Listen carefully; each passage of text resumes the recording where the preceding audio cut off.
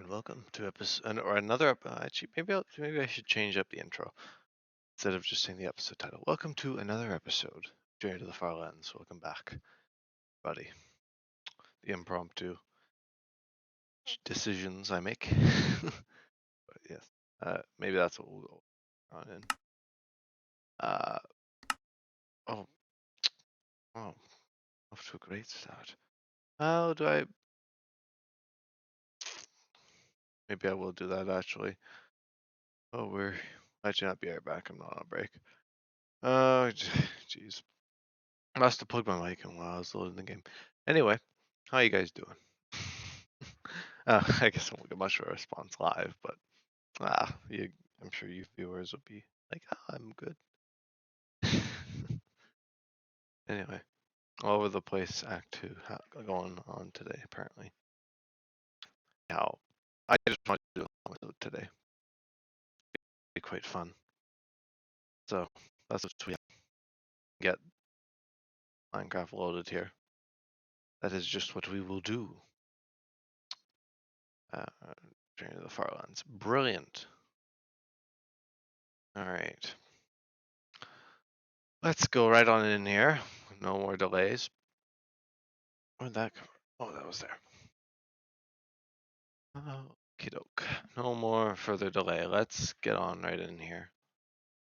Oh, craft first. I would never. Craft first, break later. Genius idea. Wonder who came up with that. I figure I should make a stew as well. Oh. And I'm gonna not throw my mushrooms off the edge of the bed here. I figure, it's been this long, I might as well start to get used to things. Let's try and make the inventory a little bit better, maybe more optimized. Alrighty. I don't even know. We got so much room for stuff now. It's not even funny anymore. Well, clearly it is, but I don't know. We just got so much room. I need to make a bunch of wood. Like compared to before Outpost 1, I had like no room. And now look at me. Look at where I've gotten. So, another bed, maybe another boat, perhaps. We'll keep one slot clear. We gotta hold on to this sign. No, I don't need the sign. Anywho, last episode, I got my trusty sign here today, but I figure I should get back on the road. A good time as any. Got some mobs over there. Very nice. Oh, I guess we should just get on with it. So, I guess for context, I don't really have much to talk about today. I'm just gonna kind of go on about random stuff that I've been thinking about. Anywho, not too much is different, of course, compared to the previous episode. Just the weekends gone by. I got another good week and a half of school, and then it's a nice break. Maybe after the exams, or that kind of stuff going on. Maybe after that, I might do some longer Journey to the Farlands episodes, or maybe a new series, or something along those lines. I could definitely see some stuff happening over the next few weeks. Maybe even a new craft stream. I wonder if the anything will happen over the break. So I may use that as time to get forward during the Farlands, or just do a bunch of stuff. But I want to keep up my pace here because it's a matter of years now for the journey here. Matter of years. I know I've definitely seen some people complete it in like 9 months or less than a year, but my pacing just not possible unless I were to really work in the summer, like do this like crazy in the summer, and I might be able to just do it by August, but I'm not gonna force it. You know, I want it to be quite natural. That's what this is all about. Is about my enjoyment. I know it's a little odd how I would enjoy something like walking to the Farlands, but it's quite relaxing. In fact, it's quite fun. It's quite fun, and I know I guess it's a bit different now since I've really taken everything that goes by me all the time. You know, I'm not always fully in tune. Sometimes I just get like dialed in, and I'm just kind of in the groove, and I don't really pay much attention to stuff around me. But that's just the journey. It's the journey. Um, so for sure, it's my hope is next year. I'm hoping to get to the Farlands, which seems a bit absurd, but if it's not next year, then it might be a while.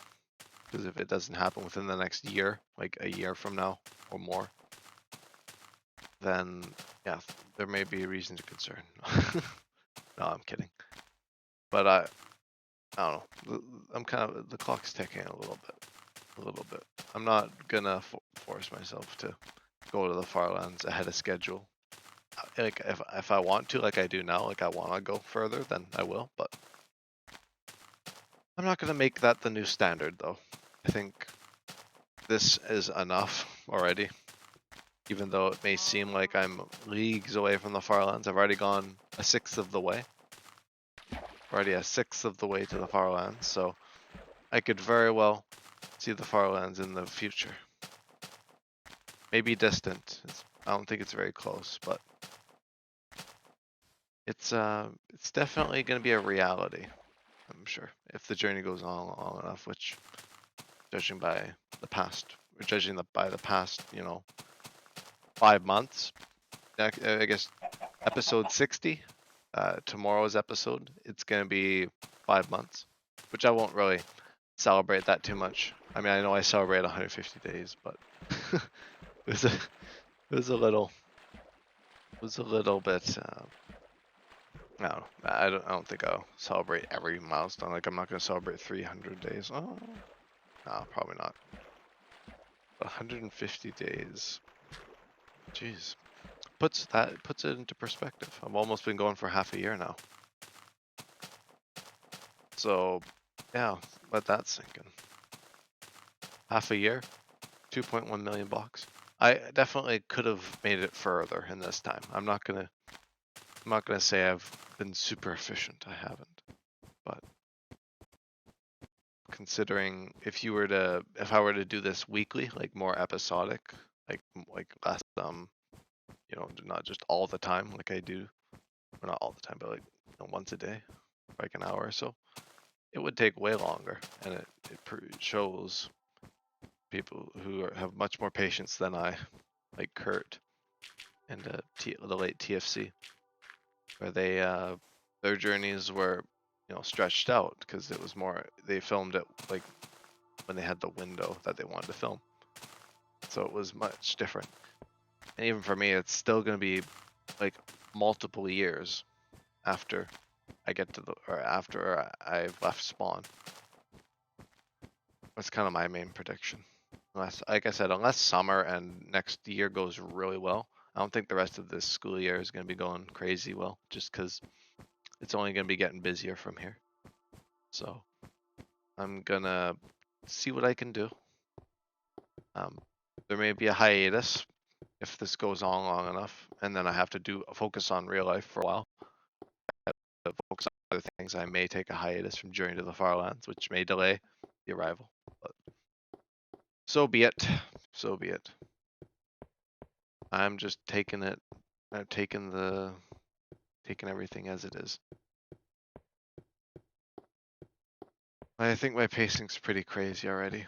I'm not quite doing 30K a day because I physically cannot do that without causing severe sleep deficits or like hindering my schedule. And so, yeah, I think, yeah, because in Kill a Crazy Man series, he went about 32K a day, which actually, if you do that, then it takes about a year. That is also perspective for you. So you have to do 30K a day for a year. And for me, that would be, how many hours? That'd be like 4 hours, 3-4 hours of walking a day, which I just can't do. Well, not even 3-4 hours actually. Divided by 6,500, which is about my average, about 4 or 5 hours actually. So it's more leaning towards 5 for me. And that's probably because I'm walking diagonally. But then again, I also noticed at the beginning of the series that my pacing was just so good back then because it was summer. It wasn't because I was walking more. I mean, it was, but it wasn't because I was actually quicker or anything. It was the same pace. And walking diagonally is a bit slower because you got to do this. You got to be doing all the bobbing and weaving through all the oncoming obstacles and all that. The trees and the hills. But that's just expected. So certainly things are, they'll remain the same for as long as I can really keep it up.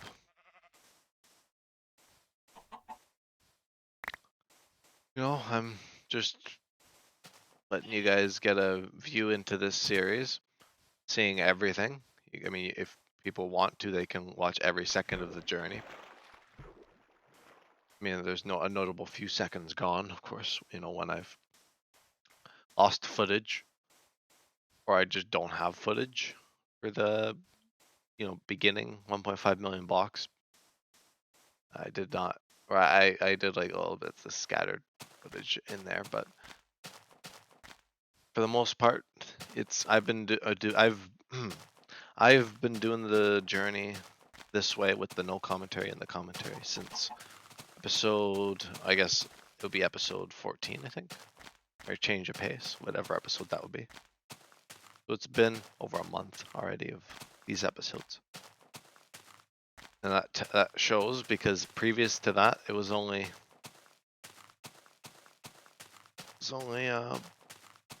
just the episodes that had commentary in them. I felt it would be most enjoyable to watch on the commentary. Hello there. Got someone saying hi here.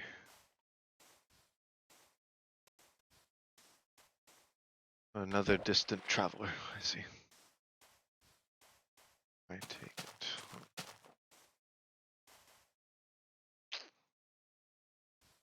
Setting on another day. Would you vote? We will use the janky boat. I'm doing pretty good. How about you?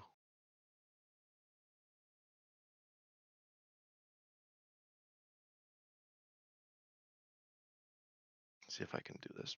Oh. Oh, that loop. Boat. Give the boat knock back a little bit.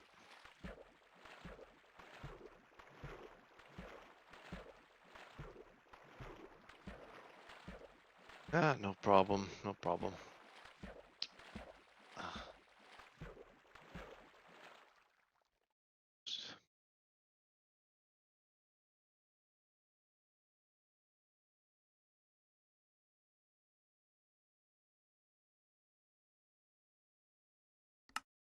Righty. Let's see here. Get this place. Mobs start coming up, trying to kill me. This would be Java. This is beta 1.7 Minecraft, specifically 7.3. And there's a reason as to why it's that version specific. I'm not just going into random versions, although it's uncommon for me to go into random versions. But can you join?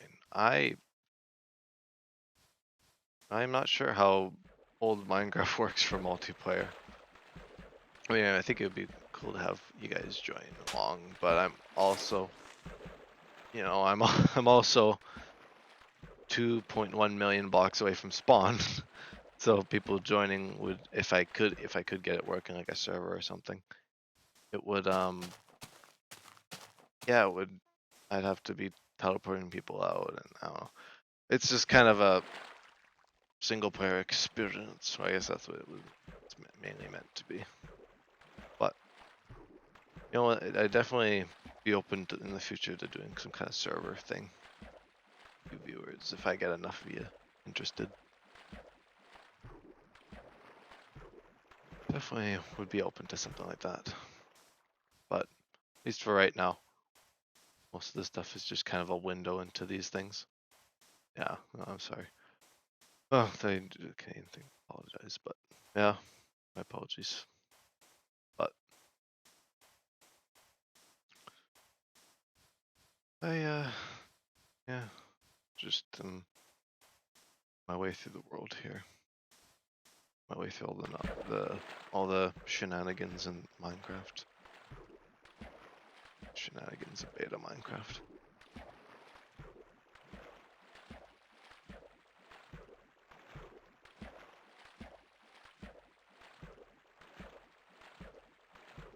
Battery. Fine. Just oil. Okay. An extra spare sign.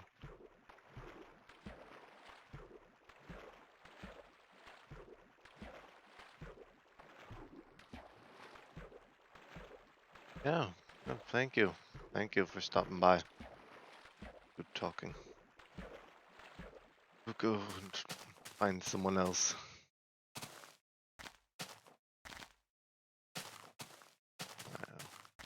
So I'll have to make sure, or keep my eyes out for terrain here around the bend. Ooh, some nice stuff. Oh, I like the green as well. I like the grass. That's one thing you don't really see much. You see this kind. I guess you kind of see this colored green in the jungles of modern Minecraft, and also Mushroom Islands if you place grass there. I actually quite like this color of grass, like the kind of vibrant green. It's very lively. Although it does make sense that most forests now have a more natural shade of green for the grass, because most grass in forests in real life is not, you know, violently green. It's a lot more toned down, so I guess it makes sense why they'd want to change that. But I find it quite nice looking. You know, you can I like to suspend disbelief for Minecraft a little bit, because you know it's blocks. There's all sorts of things that don't exist in real life. I don't know, the physics are different and all that, so I think it's good to have a bit of difference there. But I don't know. I like some of the old things that changed. I mean, some things, of course, I don't really appreciate as much, like some of the more quirky things, like the jitters and stuff. Like, I'm happy those got fixed. Even though I don't really go out journeying that far in modern Minecraft, it's still nice to know that people don't jitter along anymore. They do decide to go out journeying to distant lands. Not quite Farlands, I guess, anymore, but just distant areas. Distant land masses. Oh yeah, there's no running going on whatsoever. I would run if I could, but beta 1.7.3 is not very forgiving when it comes to sprinting and hunger and experience and enchanting. Many things, which I think actually all of those actually might have been added in the version that came right after this one. Well, not right after, but pretty soon after in beta 1.8. So beta 1.8 has sprinting, but the one I'm playing does not for the version here. And it's for the very specific reason that the journey here cannot be done in any version other than beta 1.7.3 without mods anyway, because the whole Farlands thing becomes invalid if I was in a version beyond beta 1.8 or just any modern version.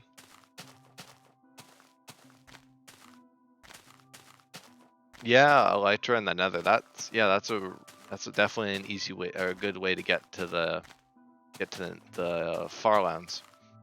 Elytra and the Nether. Yeah, I've seen that video before. That was quite cool to see that kind of idea.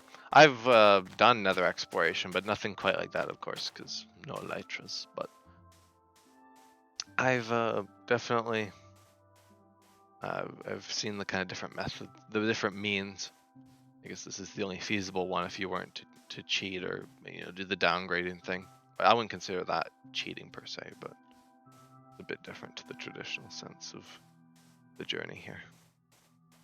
I'm not gonna outright say it's a bad thing to do. I think it's a great thing to do if you want to see them quicker than walking for however many hundreds of hours it takes, or however many months / years, or years plural. Yeah, there's definitely some options there.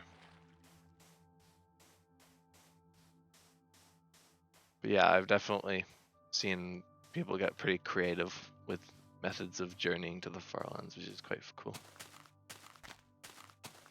Yeah, yeah, the boats. Yeah, I've said my fair share of things about boats. I'm sure the previous episodes in the series would show that. I've definitely said a lot about boats.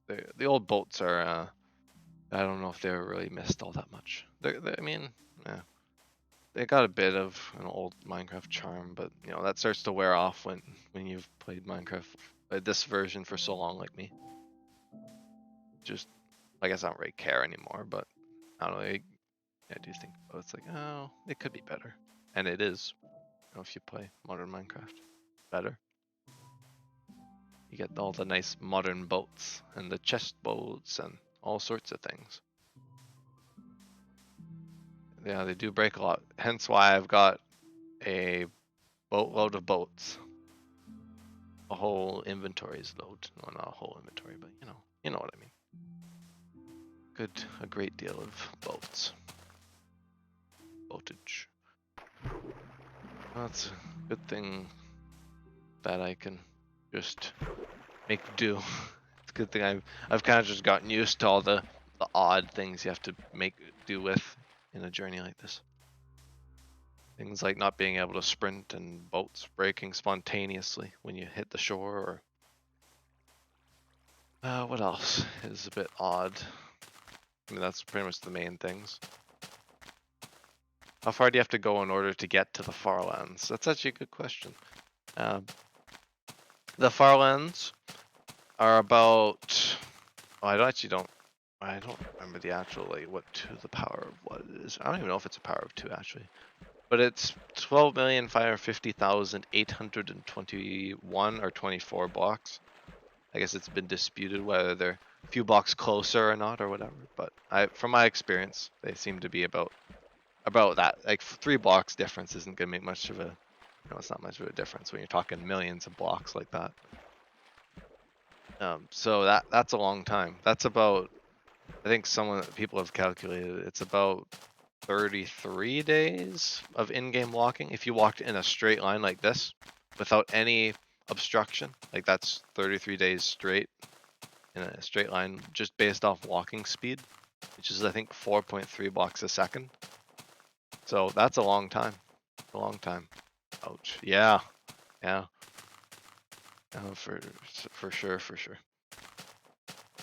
And I mean, I'm sure there's probably a fair share of people out there who kind of stumble across the channel and they're like, or the kind of stuff here, and they're like, I don't see the point in this. Why is he, spending all this time in Minecraft just walking? And I mean, fair, but I don't know. I just enjoy it. I think it just works for me, and it worked for the other people who decided to do the journey as well. So we're just an odd selection. What was it? I remember Ant Venom quote from one of his videos. Yeah, I gotta push it to its limits. Oh, for sure, for sure. That's what this is all about.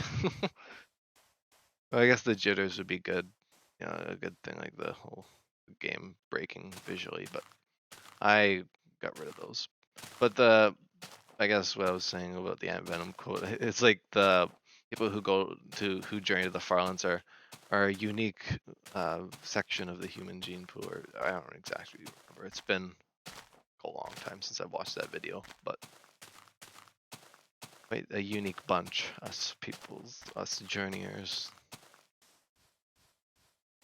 Not every day someone journeys to the Farlands. It's no easy task.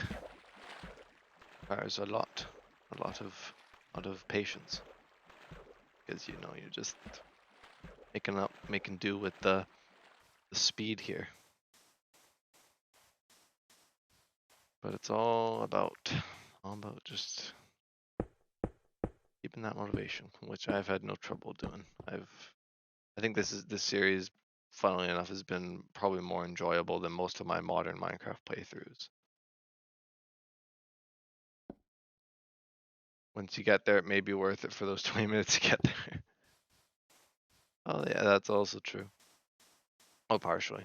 I plan to actually do stuff there. Like, I'm not just gonna be like, that's it, end of it. 2 years walking just to get there, and then I don't do anything.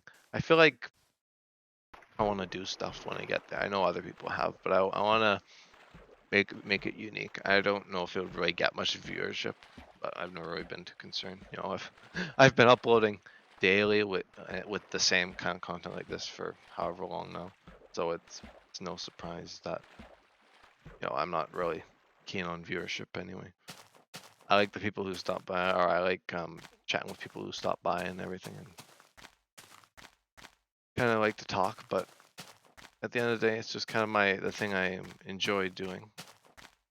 The shoe kind of just fits, so I'm just wearing it. I've definitely been enjoying Journey to the Farlands more than a lot of modern kind of servers and worlds I play on now. I guess I just, like, right now I've been in a bit of a lull between kind of servers and stuff, and I've been kind of wanting something different, and this was that something different that I got. This is, I was looking for something. This was it. It's definitely not the solution for everybody. The solution isn't just to go out and walk to the Farlands. It's to find what you want to do. It doesn't even have to be within Minecraft or anything. Just whatever.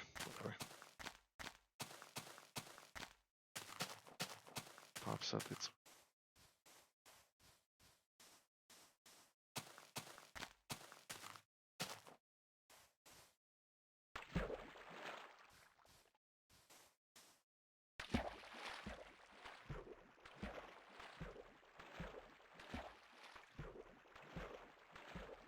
yeah, certainly. I do agree with you there.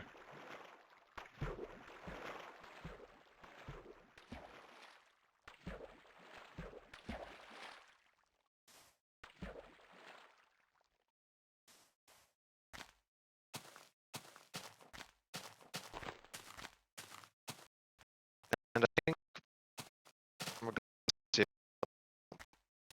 some. Yeah, hunger is nice not having. I think hunger definitely added a layer of difficulty to the game, I guess, having to get food and stuff. So I feel like the journey is a bit easier due to that, because like doing like it in modern Minecraft, like I think Figonomics or Figonometry did go to the world border in modern Minecraft, and in modern Minecraft you have to worry about food, and you have to have campfires or whatever you do. I guess just some kind of way of smelting the food. You have to eat food and sprinting. And I guess you also have horses and elytras. So there's a lot more options in modern Minecraft. But, simple here. It's pretty simple. There's not really too much else to it. I do have to stop occasionally. I have stopped multiple times. I guess twice. I guess once since spawn. I've stopped once.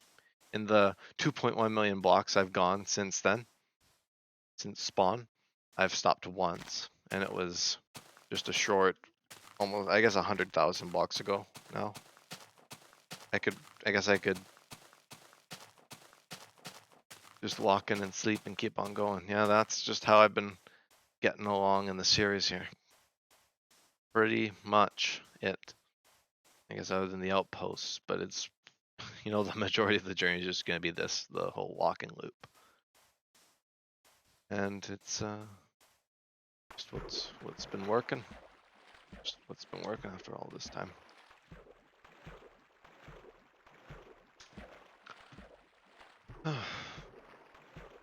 Why? It's good stuff. Oh, I didn't grab a bed, did I? Oh, there we go. I also have an opportunity to eat that golden apple. Talking for a while keeps you sane and let's keep on going. Oh yeah. It's one of two options for this series. It's either the commentary episodes where I talk, and ideally, some of you viewers kind of come on in and chat up a little bit, which happens the odd streams. So most of my commentary streams have been just me rambling about stuff, kind of talking about stuff I think maybe viewers might think or might ask, and then when you guys kind of actually show up, it's a bit more interesting. And then there's the no commentary where I just listen to music or watch a show or YouTube or whatever can kind of help get things smoothed along. I don't remember the last time I've done Journey to the Farlands and I've just sat here like silent with my, like doing the controls, just sat here silently moving forward. It's very uncommon now, especially because that's a bit more of takes a bit more of a toll. I think part of the thing that helps is having something to keep you occupied. I'm not like going anywhere or anything. I'm not like, this isn't like gonna be doing much for me in the real world. Like, I mean, sure, mentally it keeps me sane and all that, but I don't know. I do see the kind of idea of this not really meaning much in the real world, which fair enough. But I don't know. Part of this is just the archiving of this journey. And whatever comes along with it, comes along with it. And whatever doesn't, doesn't. Oh, I should get back in the boat here.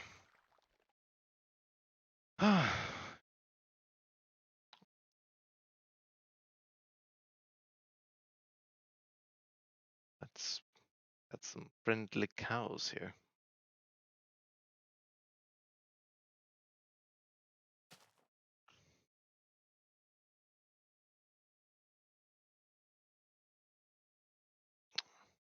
Sun is set here. Is ice in this update? Yeah, there is ice. Ice does exist. And maybe if I come across some, I might show you something cool. Because having played beta 1.7 for so long, I know a few tricks. Yeah, there is ice though. There's a bunch of things.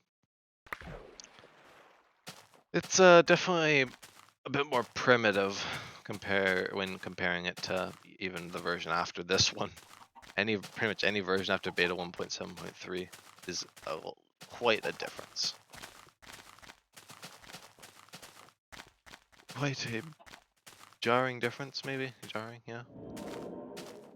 Good way to put it. Not jarring, I guess, but I don't know. Substantial, depending.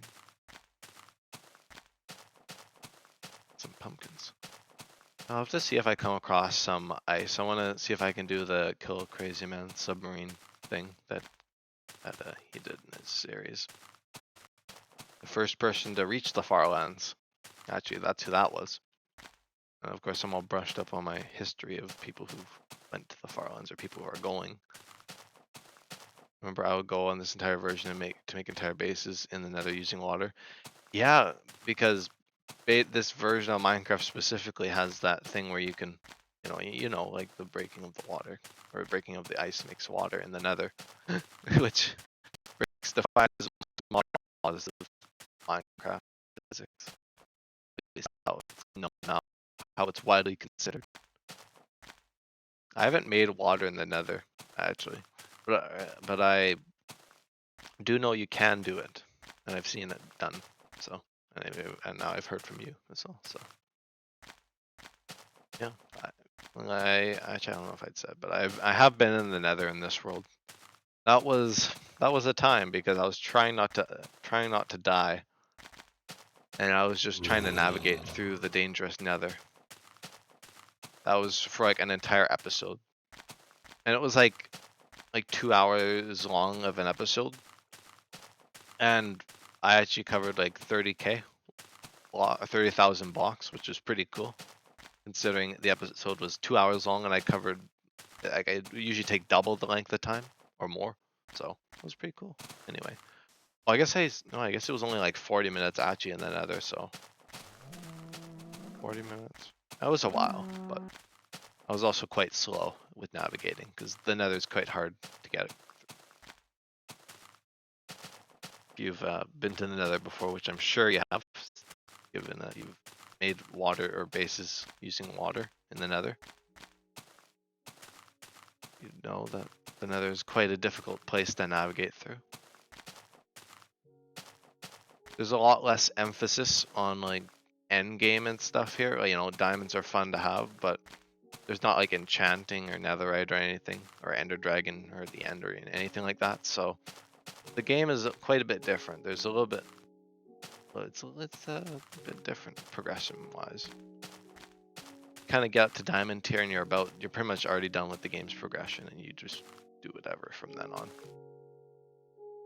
Which, oh, depending on how creative you are, which if you're not very creative, it could be a bit of an issue, you know, having all that open-endedness. But then again, modern Minecraft also has a lot of open-endedness. Then it didn't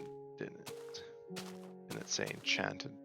When you enchanted something back then, didn't it say enchanting wasn't even in the game yet? Enchanting was added in beta 1.8, which came right after this. Beta 1.8 was, oh, was that? I always forget. I think it was one of the betas leading up to the adventure update. There's 2 betas. There's the pre-release 1.9 or beta 1.9, and then the actual beta 1.8. So that was like the lead up to the adventure update, which added all that kind of stuff. It added the end. It added a bunch of new biomes, which is why you don't see things like swamps, jungle. You don't see that kind of stuff. You don't see like the swamps and the jungles and stuff. That stuff would all be added in beta 1.8 and release 1.0. Actually, for a long time, didn't even know there was a beta 1.9, but there it was. It was a pre-release. I just kind of glossed over that when I was in the past.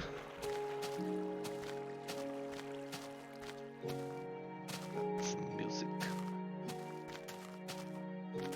But I'm sure it probably did that in beta 1.8. Pretty much oak and desert for most of the world. Yeah, you might get like the odd tundra or a crazy mountain, like something like, you know, stuff like this, but for the most part, it was pretty damn simple. Pretty simple for the most part. Not too much to be seen. Although there's plenty of sites still. I mean, even though I just said there's not much to be seen, there's still plenty of combinations of terrain. I like some of the exotic beta terrain. Might even top beta 1.8 with World Gen, because they definitely leveled out the world a lot more.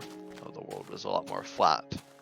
There was like less unpredictability with the terrain, which I quite like. Unpredictability, except for the weird world generation that sometimes glitches out. Yeah, you get the odd chunk error every once in a while, which I have been lucky not to run into too many of those. I know in like a lot of the people who played back in 2011, like played beta 1.7 and those versions, yeah, like random chunks and stuff going on and all sorts of weird errors. You'd see that kind of stuff. But I've been lucky enough, knock on wood. I'll knock on wood here for myself. But yeah, I've been lucky not to run into too much of that. And of course, the Farlands is the greatest terrain generation bug out there, and that's what I'm headed towards. And that, that of course got patched out in favor of the 30 million, going out 30 million blocks, and then there's just like a wall. Not a wall, but it's like an invisible wall, which eventually got replaced with the world border. It's kind of see, yeah, you get the odd, if you saw that there, you get the odd little chunk glitching out of the world, but that's just yeah. Oh, certainly, yeah. Yeah, it was like so unfathomably far, which it makes me think why they bothered like removing them in the first place, since not many people even go beyond even like 10,000 blocks. Like I've been on SMPs. I mean, I know a lot of people like to go like 100,000 blocks, but that's still nothing compared to the Farlands. But I've been on like SMPs where people have gone out like 7,000, 10,000, maybe 20,000. But it's never been like in the millions or anything. That's like unfathomable. I mean, it's cool that you can go to like 30 million now, or I guess on Bedrock it's like 6 million or something. But I don't know, I kind of still miss the Farlands as like a nostalgic kind of guy here. Yeah, but certainly, there was that expectation of people going that far. Yeah, 6,000. Yeah, I haven't done many main worlds in a few years. Like it's been like years since I've done a long-term survival world other than this, I guess. But in those, yeah, I definitely wouldn't even consider going further than that, like 6,000 blocks you said, or that kind of limit. Actually, if I run out of, actually, it might be a while before I run out of memory. I might show you something actually. I might take a quick detour to reboot my game. Because I had an idea. I might just switch to my be right back thing, or be right back, but splines. I'm gonna reboot my game because I wanted to show you something that I've since modded out of the game. But this is actually like a thing that existed in beta 1.7.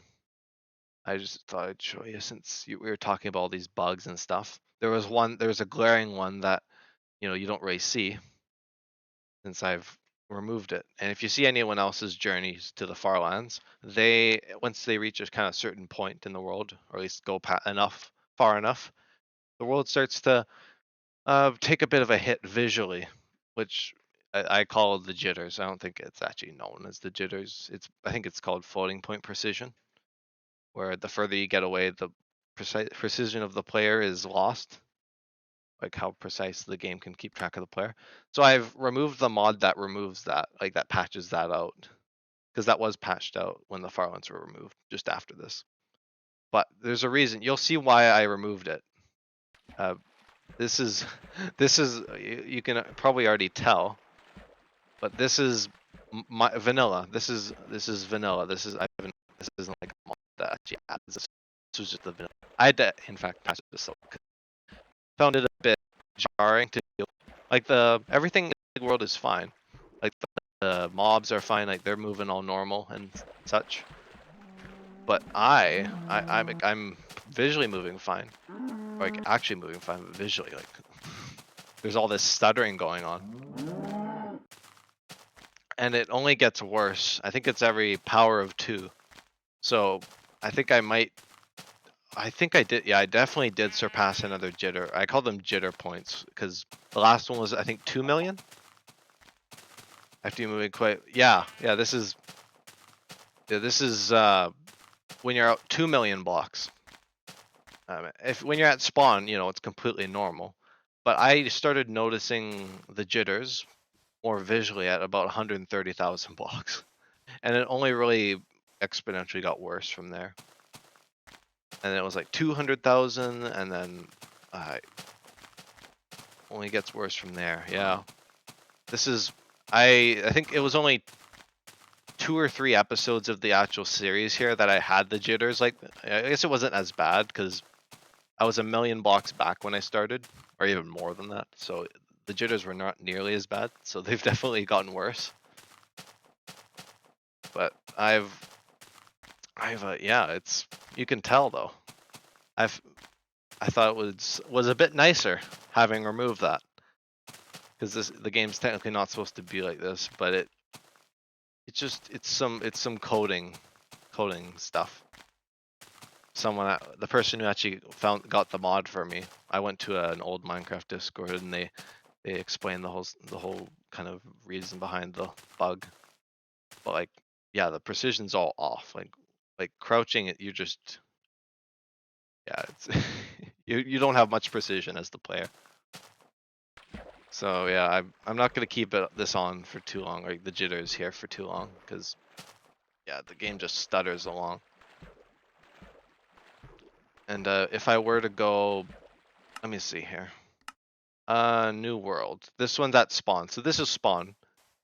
You can see, we're at in this world we're about we're like 21 blocks away from spawn. 20 blocks, and everything's fine. Everything's all good, all well and good. And we go into the which one was it? Farlands exist, which this one's at the Farlands themselves. I guess you can't really see all that well, but I'm moving like entire blocks visually. Like lack. I mean, it's dark. I know. I don't have a bed in this world, but this is the Farlands, of course. But like, oh my goodness, the you start to see through the terrain. Yeah, and then the mobs are all fine, of course. Of course, they're fine. But oh my goodness, you see, you can see inside the Farlands here. Like I'm just looking inside the terrain. You get free X-ray. Yeah, yeah, pretty much. So yeah, I don't know. I mean, for anyone doing the journey, I mean, it's fine if you want to leave the jitters in, but I don't know. I felt it would be good for the series if I can get rid of them. I should. I know it's not. I don't know if it like has anything to do with legitimacy or anything. It really doesn't change anything. Like the game's still the same. It's the same gameplay loop regardless. But uh, I'm gonna just reboot my game with the mod in. I'm to add it back because I'm not putting up with that jitter. I need the jitter fix. Anything else? No, that should be good. Alrighty. And also Optifine doesn't work. Oh, I should have done that. Maybe I'll do that. Maybe I'll show you what Optifine looks like. That's also quite fun. There's a reason why I don't use Optifine, because Optifine actually helps a lot with the game's optimization and stuff. But since it was such early on in the development of Optifine, there's an inherent issue there. Jitter fix is off. Optifine is added back. I wonder if I can run Optifine. No, it probably doesn't fix it. Okay, maybe do I want to back up the world? Maybe I'll just go into my fake world and see if everything works. I think we are good. I get a bit skeptical sometimes with adding mods and stuff, because I've had some mods that kind of break the game, like actually break the game. Like one time I tried using it on Optifine and it corrupted the world, and I had to go back to a backup. The actual journey to the Farlands world, it wasn't a backup or anything, so I had to go to a backup, and I lost a bit of oh god. Okay, so just a warning for anyone who's sensitive to like a lot of drastic movements. I guess maybe an epilepsy warning if anyone has any epilepsy. Just skip just like a minute or two, or like let me see here, like 2 or 3 minutes ahead. I mean, for YouTube live is just different, but uh, I'm gonna try not to stay on this for too long, but I wanted to show it anyway because Optifine has an even worse visual glitch than the jitters. Um, now I'm only gonna leave it for like 30 seconds here, so you can skip ahead like a minute in the video, or you can just avert your gaze if you're not comfortable with looking at like flashing things. Yeah. Oh no is right. Oh no is right. Yeah. Avert your gaze if you're sensitive to this kind of thing. Uh, just warning you now. This isn't even this is like the jitters. It gets worse as you go on. Like if you're at spawn, you're fine. You're fine. But if you go far enough, like the jitters, it gets bad. Yeah, this is why you can't use Optifine. Just don't use Optifine this far out. Oh god, the world's being eaten. Oh, okay. That's you get the point. You get the point. And the fact that that gets worse, yeah, okay. I've need I say more? Need I say more about beta's bugginess? I think that yeah, it looks like a virus. Yeah, it does. And that's I actually don't even really know the reason why this happens. How could it get worse? I don't exactly know how these things work. I know there's like a huge technical kind of reason behind why. Well, I'm just switching all over the place. But I don't exactly know why this happens 100%. Like I know the jitters is just some weird math thing. That's fine. Maybe Optifine has some weird math thing as well that just jumbles the textures. Not jumbles the textures, it just jumbles the game. But yeah, that's why I just oh goodness, I gotta reload my game because I don't want to keep. I'm gonna remove Optifine. So yeah, that's why you don't use beta. If you plan on doing a journey to the Farlands, a good word of reference, don't use Optifine unless you want your game to look like it's being deep fried or just filled with viruses visually. Jitter fix added back. I know, it's sad me removing the jitters. Very sad. The beginning of the world, actually, I looked forward to every time the jitters got worse. I like amped it up. I wasn't streaming this back then, like at the start of the series back in August, but I used to get excited about reaching the jitter points. I'd be like, "Oh, is it gonna get worse?" And I'd do this. I know it's like, whoa, if it's getting worse, then it's not a good thing. But I don't know, I found it fun. I made fun in that kind of thing. I still kind of make fun in those things, but not as often because it's not. I've removed it from the game. And I think it's for good riddance to the jitters. Good riddance. And also that awful visual bug. If it meant you were getting closer, yeah, exactly. It meant I was getting closer, ever so closer. And they actually get further away each time. It's a power of 2, so it doubles. So it's like 1, 2, 4, 8. It like the really early ones aren't noticeable. I think actually the first noticeable one was 65,000, which is to the power of 15 or 16, maybe. I think that's the first one you actually can notice it, and that was only by doing this. Like if you did this, you could tell that the black box here, it was shifting. It would be shifting. It'd be stuttering a little bit. That was just a sign of what was to come, as Ant Venom said in his videos about the jitters and the Optifine problems. Although I think the Optifine issue is a bit different to the jitters, where it's not necessarily the same. It kind of gets worse in different areas. Unlike the game just getting slowly more jumbled, it just kind of happens every once in a while. So yeah, I think the last time I actually used Optifine like that was a long time ago. That was way earlier in the journey, and it wasn't nearly as bad. So it means I'm getting closer.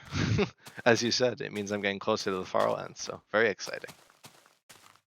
But I probably wouldn't encourage using Optifine unless you just want to burn your retinas. To each their own. To each their own. But yeah, take that as it is. Yep, we're now jitter free. Jitter free since episode 3, I think. Episode 3 or 4, which would be October. So since October, I've been jitter free. Sounds like I've been on a rehabilitation cycle here, but no, that's just good to have the jitters be gone with. The game is nice and buttery smooth. Well, at least for the lag, translating over to stream here, to the recording and all that. I'm sure you get a bit of lag every once in a while, but that's just inevitable. My internet's not pristine. I don't live in the city. Or in like the downtown, so I don't have terribly good internet. Like even with good internet, like I have decent internet. Like it's not cheap, so even with that, I'm sure there's still a little bit of lag every once in a while. I've definitely noticed that, but that's just the way things go. I've just made do with it. I hope maybe those who do stick around can make do with it as well. Yeah, this is quite the episode. Quite the episode. I've got like my parlor tricks I show at people who are new to the series. I've done this a few times. Well, I don't think I've shown the jitters actually. I don't think I've shown them to anyone formally before, but I just do it based on what people talk about. So, yeah. And if I run into ice, I'll do the submarine tactic. I won't explain it right now. I'll get into it when I actually find ice. It's quite fun. It's quite fun. If you haven't seen it. Here in beta, I like to abuse bugs, even though they don't really make the journey any quicker. You can't really make the journey quicker, unfortunately. Although not that it really matters anyway, because it's still cheating. But it's actually, I guess it's fortunate that bugs don't kill the game or kill the fun by just letting you get to the Farlands in like 5 seconds. I don't know, that's just someone's gone. It's quick. I mean, it's still a matter of hours. Like you have to fly within Elytra for hours still to get to the Farlands. Even if you wanted to do the Elytra method, like you were saying. So even the quickest possible travel time is still a matter of hours. It's crazy, crazy. No, I just chose the method that took 800 hours of straight walking. I don't know. I don't make the rules. The game seems to have. You know, I'm just working within the parameters of beta here. You know, and for sure I could do it in modern Minecraft with something like the cubic chunks mod that adds the Farland generation back, or even the vanilla game. I could do it. Go to the world border, but I've chosen this path, and I intend to stick with it at least until I run out of time to walk. I guess until I become way more busy and I don't have resources in my day to help walk, and then it just slowed down from there until I got to the Farlands. I think my reaching them is inevitable. Maybe. I'm hoping. Maybe. Here's to the Farlands. Maybe I'll have that luck. But certainly, I just have to take everything in as I go, and just hope I get there one day. One day, maybe there will no longer be the fog of war. At least, you know, maybe one day there'll be an actual wall here and wall there, and I'll be like, maybe a bit excited. I'll be quite excited when I reach the Farlands. I think having walked for so long, I think it'll definitely pay off a little bit. And I intend to do some fun stuff when I get there. You know, there's only so much you can do in beta Minecraft, but you know, yeah, that's the right mindset to have. That's the right mindset to have. It doesn't matter. Yeah, exactly. A week, a month, a year, doesn't matter as long as you make it. Make it. That's a good takeaway. Cool.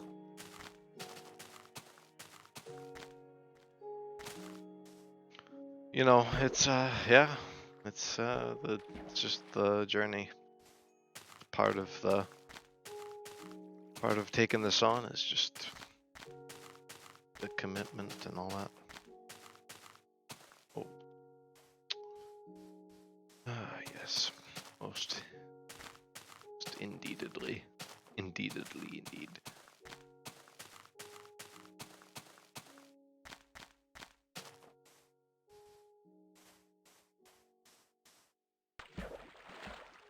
Ooh. Pigs. Oh, I also need a good opportunity to eat my golden apple that I got from a spawner one time. Which, if any of you know, the chances of getting a golden apple from a spawner, you know that it takes a lot. How bad TNT block at the Farlands would break the game. Yeah, I haven't really much experience at them. I don't know too much about what happened at the Farlands. I know just going by the default game, like without any of my fixes, the game is a lot more unstable.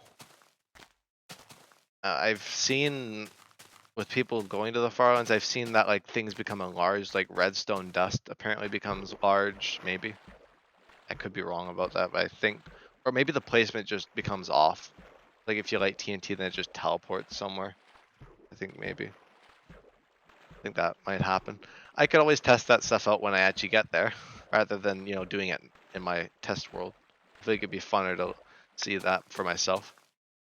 They're like, the answers are out there. Of course, people have already done that kind of stuff, but I figure, it'd be cool to dream about that kind of thing. Cool to be like, oh, I wonder what the, what the limits of the game are over there. And it's not, I guess it's not necessarily that the world ends at the Farlands, because you can go beyond them. I think, in fact, you can go another, made sand fall forever, fell forever. Yeah.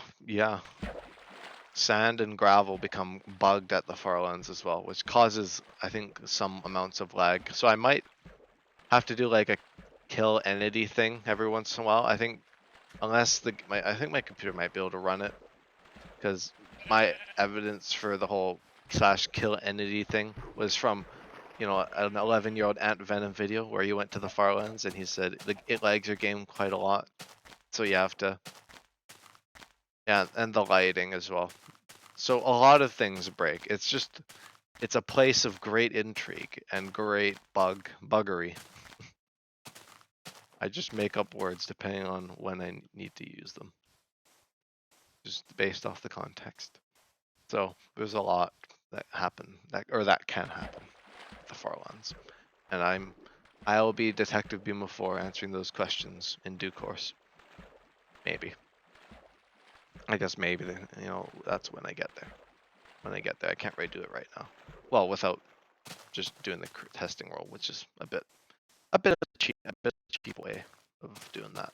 I feel like it'd be cool to do a bit of investigation, figure out just how many of these things actually happen there. Maybe strip the game of its mods, maybe like remove all my mods and then just see how the regular game can work with the Farlands. I don't think the game actually corrupts at that point, but I use random words as important. Yeah. Yeah, I do that, but I also just make up words. like I guess no, that's a word. Buggery, all sorts of random words I come up with. All sorts of random sayings.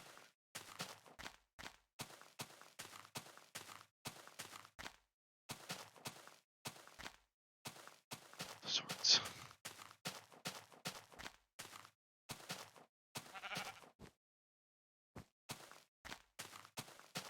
Let's see here.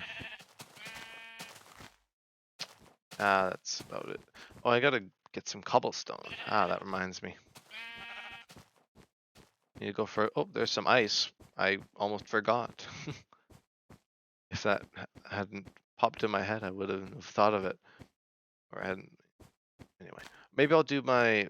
Is there any open stone? Maybe I'll hold off on the stone for now then. I got an excellent idea, actually. I'm gonna do the submarine here. Try this.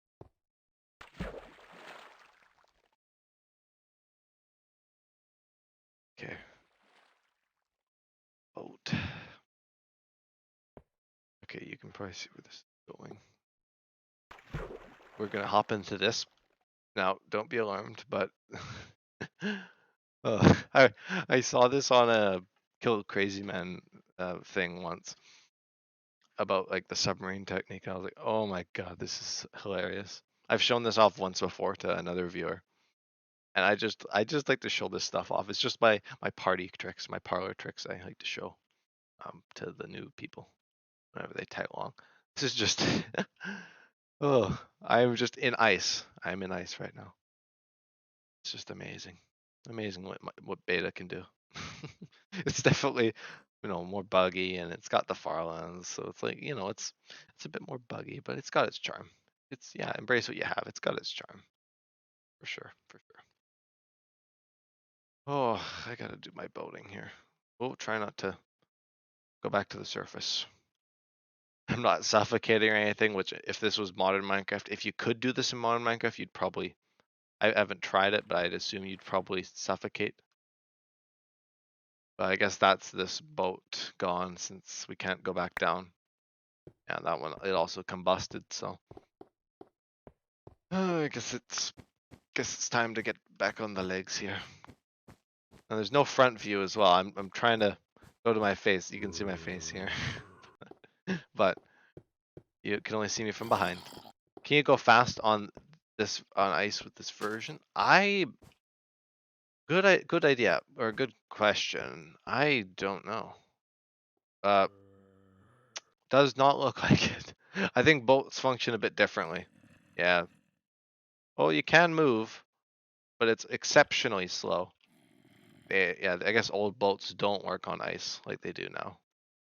Well, I'll just take a screenshot, but I will I think I will leave this here. A bit of a memento. That's just, you just stay there. Just, yeah. Okay. Well, yeah. I've left many things like that behind. Yeah, it would have been a good shortcut for sure. I definitely would have utilized that if I could have. But, of course, now it's not in my toolkit of travel shortcuts. There's not too many. My options are quite limited. So that's why I didn't grab cobblestone. Oh, I'll have to see if I can mine some real quick. Yeah, we'll just do it here.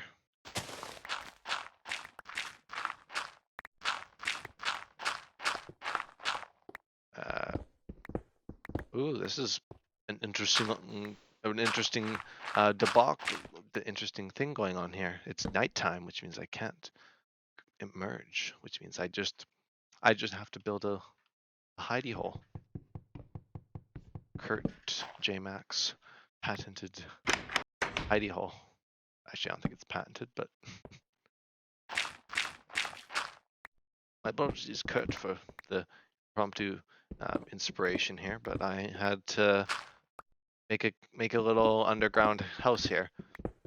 I usually don't stop for that long. I mean, I think it was just 2 weeks ago that I was doing Outpost 1, where I had built like a whole on base kind of thing.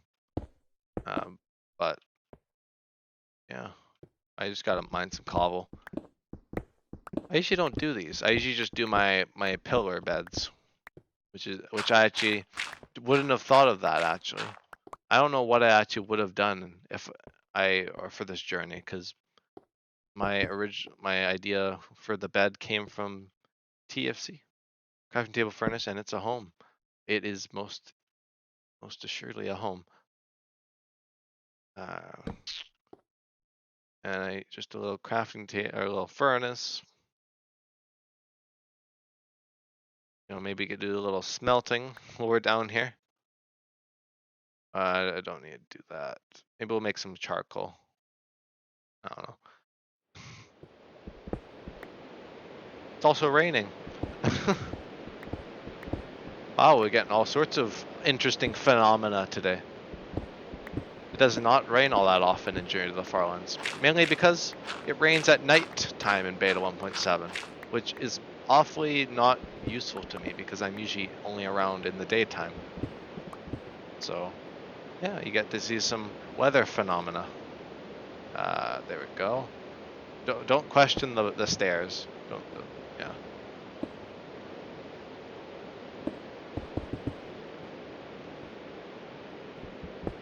Usually rains at the night because it's just weird. Beta Minecraft weather is only programmed to happen at night. And if you do stick it through for a night, then the weather does stick around as well. I had an episode where I let the rain fall. I just walked throughout the night, which I have done that a few times. but yeah. I guess I'll just mine this out until I get enough, and then we'll just get on with the Betty buys here. Okay. I need to make some boats. Nice and huddled down in our little hidey hole here. And probably some beds as well would suffice. One more, and then that should be all well and good. All well and good.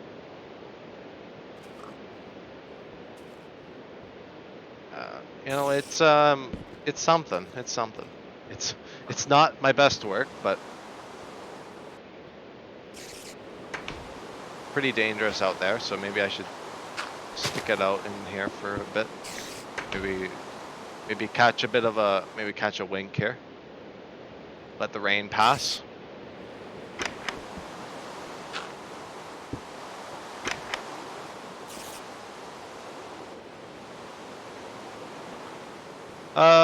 Yeah, maybe we'll sleep. I don't really got much to do during the nightfall here. Oh, I guess they are different. Thought maybe I'd be able to cheap out. Yep, that is most certainly what Minecraft is like in this version. Is just not before everything was all fleshed out and everyone had mega bases. You know, I like to build big old bases. I do, but old Minecraft, you know, you gotta stick to the simplistics. Certainly. But we're gonna catch a wink here. Oh, all sorts of weird bugs going on. All sorts of buggery. Anyway, I guess it's about high time we get out of here. Come on, spider. I don't want to risk it with them. They sometimes attack. You gotta make the oak house made as a cube. Yeah, we did a little hidey hole. Oh my goodness. I gotta take a screenshot of that. I haven't lived in a hidey hole like this before. I'm not used to like an actual little base. There we go. I like to screenshot things. A little bit of memorize or a bit of remembering some of the simpler things. And we have 5 less cobblestone, and it's just like we built that bed normally. And it seems the rain has passed, so we can continue on with our journey. No needs for all the unwarranted stoppages. Helps me remember what happened along the way. Yeah, especially when at this point, you know, 2 million blocks. Realistically, you don't actually remember a whole lot of that. You know, funnily enough, I don't actually remember a whole lot of the journey. Like I can remember like big old parts that meld together. But I mean, and also the highlights as well, like Outpost 1, Spawn. You know, this hidey hole I just dug out. I'll remember that, but you know, a lot of the little things, a lot of the cool terrain I saw, I might not remember exactly. Yeah, I only remember walking, and that's partially why I've been archiving just beyond recording this. I mean, I may rewatch some select episodes if I have any preference. I mean, for the most part, most of the episodes will go unwatched by me for a long time. I usually don't watch my own stuff anyway. But if I do in the future, you know, I could always look back. Maybe not on the beginning of the journey because that wasn't filmed, sadly. But the Walking to Oblivion episode 1, that was a long time ago still, and that was back when I was still under 1 million blocks out. So I think I was still under 1 million blocks, maybe, or maybe I'm just rattling on it. I don't remember because memory plays a role in this. I got my notebook here that shows where I was each day. No, I was. Wait, when was I talking? When I had started the series, Walking to Oblivion. Yeah, we were still past 1 million blocks actually. Now that I remember it, now that I've looked at my notebook with all my chords. Oh, well, I've been doing this at a pretty average pace, which is about like an hour a day. Some days I've done like multiple hours of walking. Some days I've done like 7 if I really have a lot of time to burn. But usually it's just about an hour to 2 hours. I've been doing it for 5 months, or tomorrow it's 5 months of journeying, which sounds crazy, but this is only a sixth of what's to come. And I'm not walking at a terribly fast pace, of course, because I have a life. The journey, I think, was definitely, I had the best pacing in the summer when I started on August 16th. So that's for reference when I started, August 16th of last year. And that was when I began. But for reference, it only took me like just over a month to walk that first 1,000,000 blocks. Like I was on September 29th, I was already 1,000,000 blocks into the journey. I surpassed 1,000,000 blocks on September 29th. So one day after your birthday, huh? That's quite nice. Quite nice. Quite nice indeed. But it just proves how my pacing has been so different now.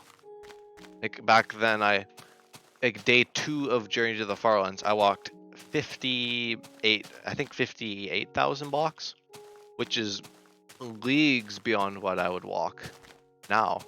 But I was able to do it during the summer. I mean, even with my job, I had a job back then, and even with that, I was able to walk 30K a day.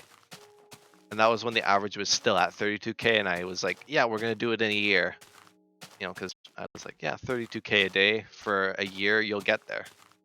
That's like, that pacing is good, but realistically, you don't walk 30,000 blocks a day unless you have the time to, which I don't have the time to walk 30,000 blocks a day. I only have about much time to walk 5 to 20,000 blocks a day on average. So it's different. Like I think the quickest someone's made it to the Farlands was the first person to actually get to the Farlands, which was I think 9 months it took, and that was at 32,000 blocks a day.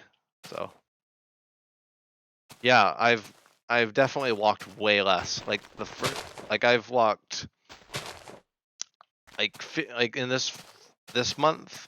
Oh, let me see. Yeah, so yeah, the number definitely changes. And I expect during the summer, like the summer of this year, I'm sure I'm going to get way further. I might even walk a matter of a multi, like a, I might even walk like I could even walk like something like 2 million, like in the ballpark of 2 million blocks. And I may have already walked another 1,000,000 or so by then.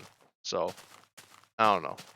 Like my pacing has definitely changed, and it will change still. It's hard to predict, but I don't know. It's always kind of been an interesting situation because to get to 2 million, because I surpassed 2 million. When did I surpass that? I broke 2 million on December 29th, which means it took me 3 months to do another 1,000,000. And so, it's like you do the math and you're like, well, 1 month to do the first 1,000,000, 3 months to do the next. The pacing's definitely changed, and it has. And also, I guess I can factor in. I guess that was still before Outpost 1, so I can't factor in Outpost 1 to that 1,000,000.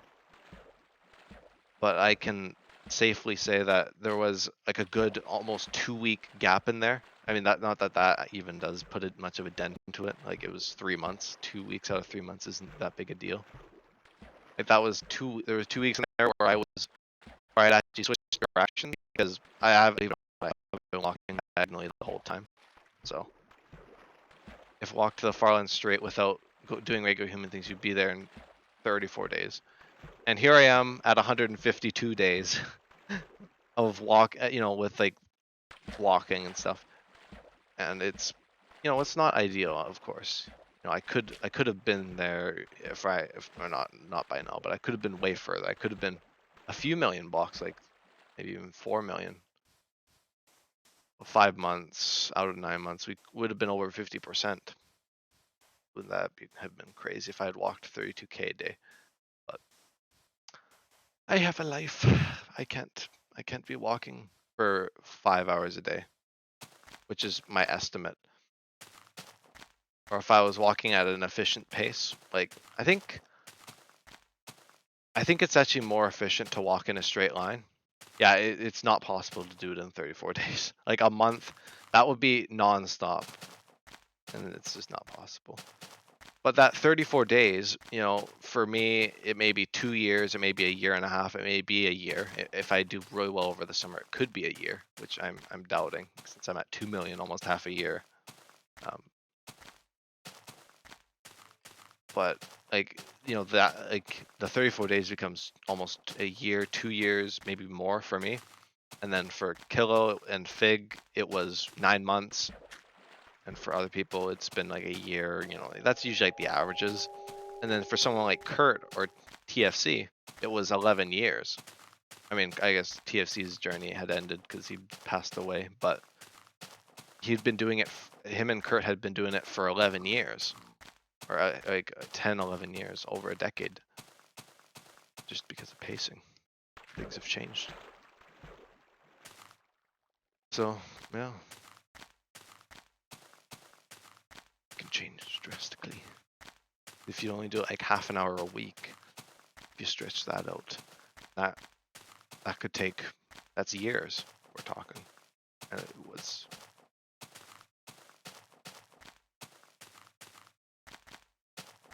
about 12 million bucks, yeah. And I've walked 2 million. I know what it's like to have walked a million blocks. It doesn't get any easier, the journey. It never gets any easier. I mean, it's the same pace. You're doing the same obstacles the whole time. So, you know, it's, I've been motivated enough to keep going, of course. You know, I've been going for however long. Although, I think, like, you know, like in my 7-hour streams I've done like, I think 2 of them out of the 5 months, 2 of them. And in the 7-hour streams of me walking diagonally, I've usually averaged about 50K. So if I really put my mind to it and did long streams for a while, like a marathon of, or not marathon, but like, you know, more concentrated, I'm sure I could get way more coverage. But this isn't the ideal world, of course. This is reality. And I think simply, I think it's impressive to have even done it in 2 years. I know 9 months is like crazy good, but you know, I'm not Kilo. I'm not Fig. I don't have the time to walk for that much on a daily basis. So, yeah, I'm making do with things. Trying to deal with the setbacks I've had, like Outpost 1 and switching directions where I had to like basically the progression to the Farlands kind of slowed down tremendously. Because initially I was walking in a straight line. I walked for a straight line for 2 days in Journey to the Farlands, and that was actually probably some of the longest days I've had in Journey to the Farlands, because it was back then I would do a lot more. But I think part of why I could do so much was because I was walking in a straight line. That might have helped, because I did notice a change when I switched to diagonal. Because I walked in a straight line for 2 days, I did 200,000 blocks, or about 200, so I did about 190. Maybe it was more than 2 actually, it might have been 3 or 4. So I'd walked that much in like the first few days. And then I switched to diagonal after that, and I noticed, because I think back then I was still like in-game day-to-day. Day 1 I walked this much, day 2, and that kind of thing. But I definitely noticed a change, because prior to that, when I was going in a straight line, I noticed that I could average like, you know, it would take you about 3 years if you walked an hour a day. Yeah, so if I walked an hour of a day at my current pace, yeah, it would take 3 years. That's kind of the ballpark estimate. And most of the data I've had proves that. And that's basically, you know, that's of course an estimate, but it's it's fairly accurate considering, I'm not gonna be able to walk the same amount of time every day. Sometimes I walk 50 minutes, sometimes I walk 2 hours, 3 hours, 7 hours, maybe longer if I do like a charity event, or if I just do like a stream, like a walkathon kind of thing, like a kind of like Kurt does the flopathon. Or flobathon. I could do some kind of thing like that in the future, but like for now, the lows and the highs kind of even out, and so you get more of that kind of estimate because it's like a bit more accurate. Um, so yeah, I definitely did notice that change though. Like when I was in the first few days of the journey, this was just the first few days. I noticed I had walked about 2,000 to 2,500 blocks per day, like per in-game day. Or I guess I'd sometimes get 1,500 or 1,200, but that was about the average per day. I don't know where my phone went. I was gonna see if I could do some quick calculation here. So if it's like that much per 10 minutes, rough 10 minutes, so it's like a 2,200 average, I think, times 60, or not 60, it'd be times 6. 2,200 times 6. That's about 13K an hour, which is great. That means it would only take, like, I can walk like a 2 hours and I'd already be on the way to 32K, which that was how it was back then. And then I decided to switch to going diagonally, and I noticed that I was slower because I think walking diagonally, these chords don't increase as quickly. I noticed I'm not walking at the 4.3 blocks per second anymore.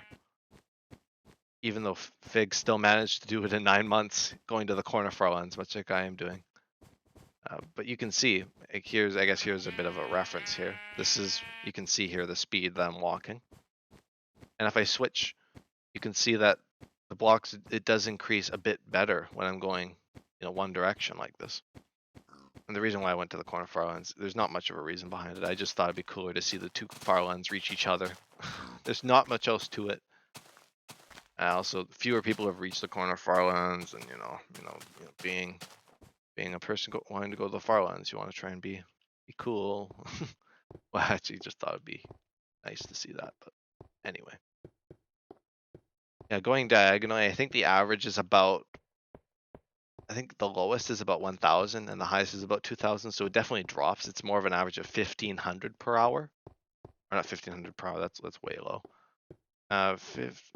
Times 6, 9,000 blocks an hour.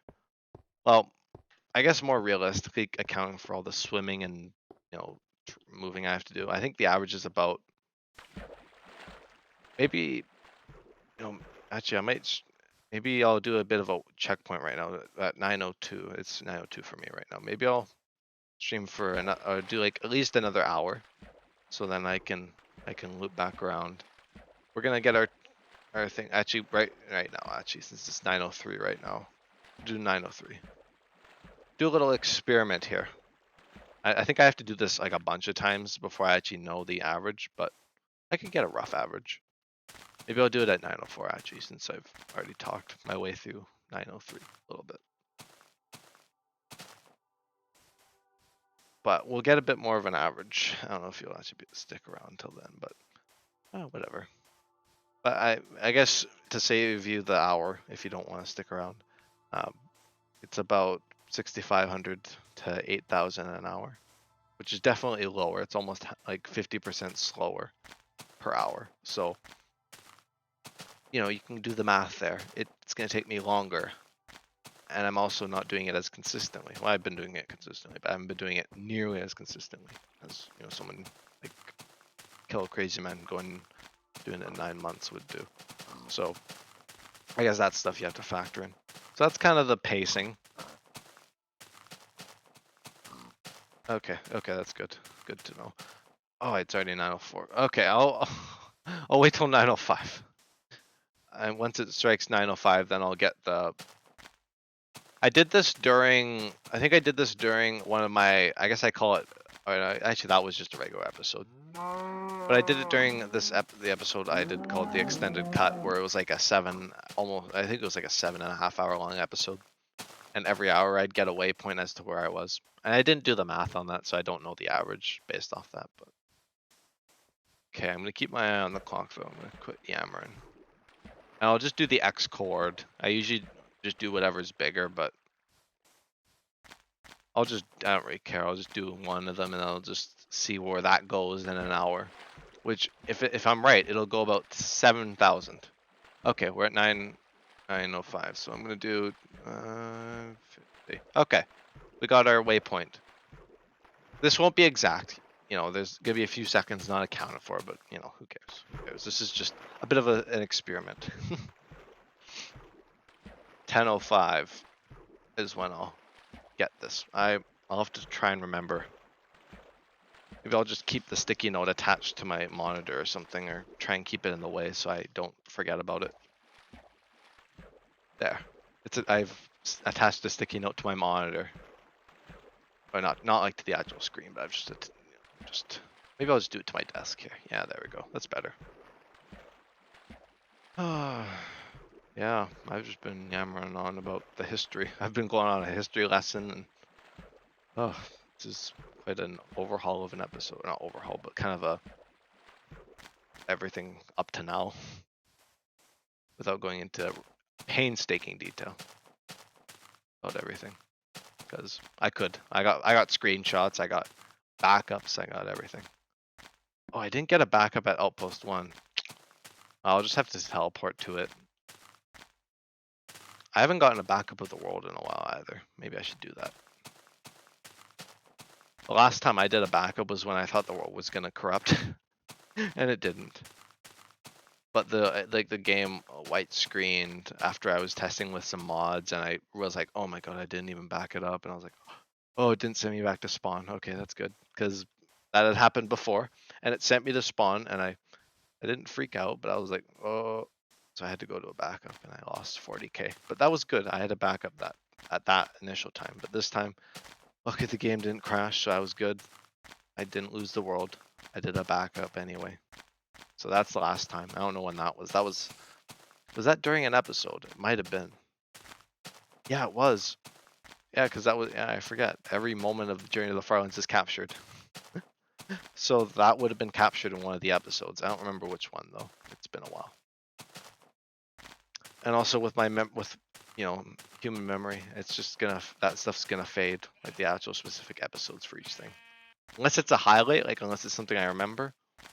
Like the first pink sheep I saw, or the golden apple. Actually, I don't even think I found the golden apple on stream. I found that in between episodes, which that wouldn't happen anymore. I record the whole thing now, regardless of whether I want to talk or not. So when I don't want to talk, it's just commentary. But yeah. Oh, I'm all chatty now. Got me all wound up and talking. Let's see here. See if we can. Oh, the sun's gonna set here.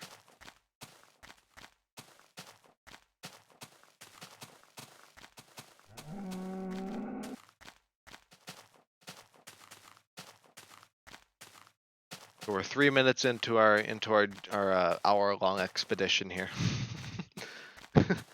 Our little experiment. 3 minutes in. Fun.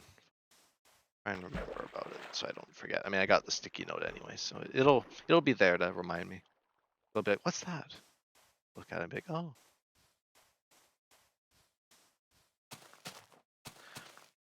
Yeah, trust me. Like, there's only a certain portion of these episodes that are commentary. Like,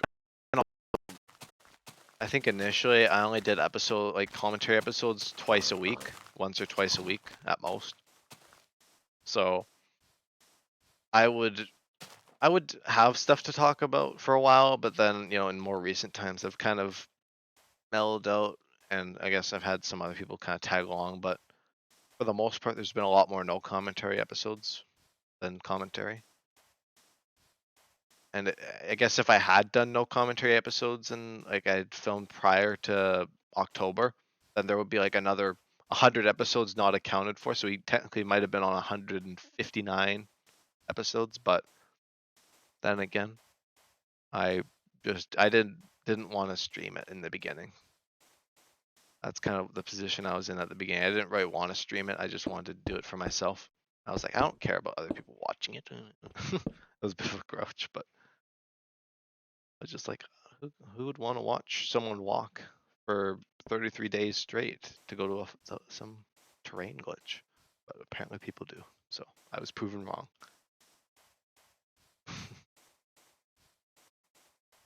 No, passing got a lot wrong. All series wrong. And then in October, I was like, yeah, I think I should finally start streaming this series. But I'm only going to do commentary episodes. So I was like, okay, I can only film them every once in a while. Yeah, people who have nothing better to do and enjoy weird challenges like this. Yeah, it's exactly the audience of this series. Is just the people who have nothing better to do, like me, and who just want to watch people do these weird challenges. And it's not like you have to watch every second of this journey. It's not gonna, I mean, you can if you really want, but it's not like that's gonna change things. It's still, you're still along for the journey. At least even the people who stop by and leave after a few seconds, it doesn't matter how long you watch for, you're still have your contribution, whether you want to or not, I guess. Even if you don't chat or anything. But yeah, I started only doing the commentary episodes, and then I was like, yeah, even if you look back at earlier episodes, I'm like, oh, no one will want to watch me stream for hours and just do no commentary videos. And technically I was right, although those episodes still do get some viewership still. That sort of crying for its life. Oh my goodness, it is. Yeah, it's on the brink of destruction. I don't remember actually. This might be the first sword I've ever had. This might be sword numero uno.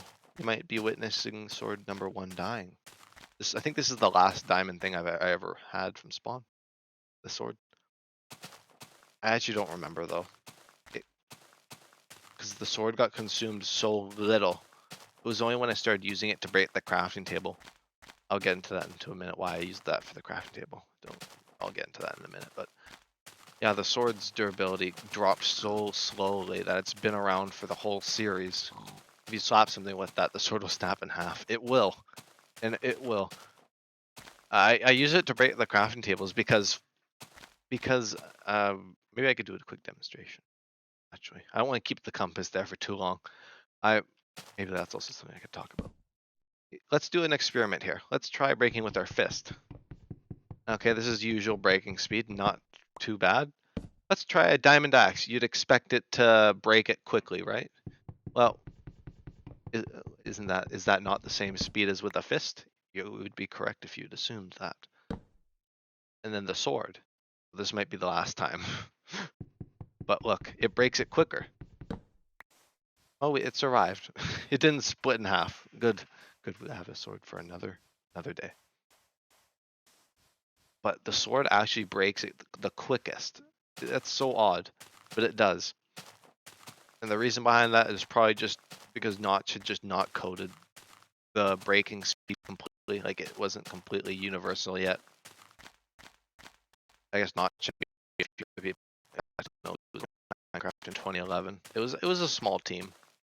It was some of the people we know now from Minecraft, or people who work on Minecraft now work back then, but yeah. The sword seems to do it the quickest, and so I was just like, yeah, let's give the sword some purpose. And its durability has since dropped because I use crafting tables so damn often, and I fight mobs a lot, so the sword has taken its toll. And I'm not gonna say this was the first sword. I mean, I did say it, but I'm not gonna confirm that this was the first one because I don't remember how many swords I've had throughout the series. Maybe if I look back on episode 1, because even when I had transitioned to iron after all of this initial diamond resource from spawn had gone, like I had to switch to iron for a while. That's why I think pretty much all the iron stuff was captured, but the sword stuck it through. I only had a sword, and that was it for the whole series. I mean, everything else was diamond, of course, but iron came along, and then everything broke, and then I was like, okay, we gotta stop. I mean, I didn't actually feel like I needed to stop, but I just thought it'd be fun. You know, a few weeks ago, I was like, huh, let's be fun and do a base. And that's how I got these extra diamonds. Those diamonds wouldn't be here if I was still going off the spawn resources. I had about the same amount of diamonds when I was at spawn, but you do go through that stuff with fall damage and breaking things like collecting wood, cobble. Shearing sheep uses iron, but the iron is actually renewable, believe it or not. But it's quite nice, quite nice.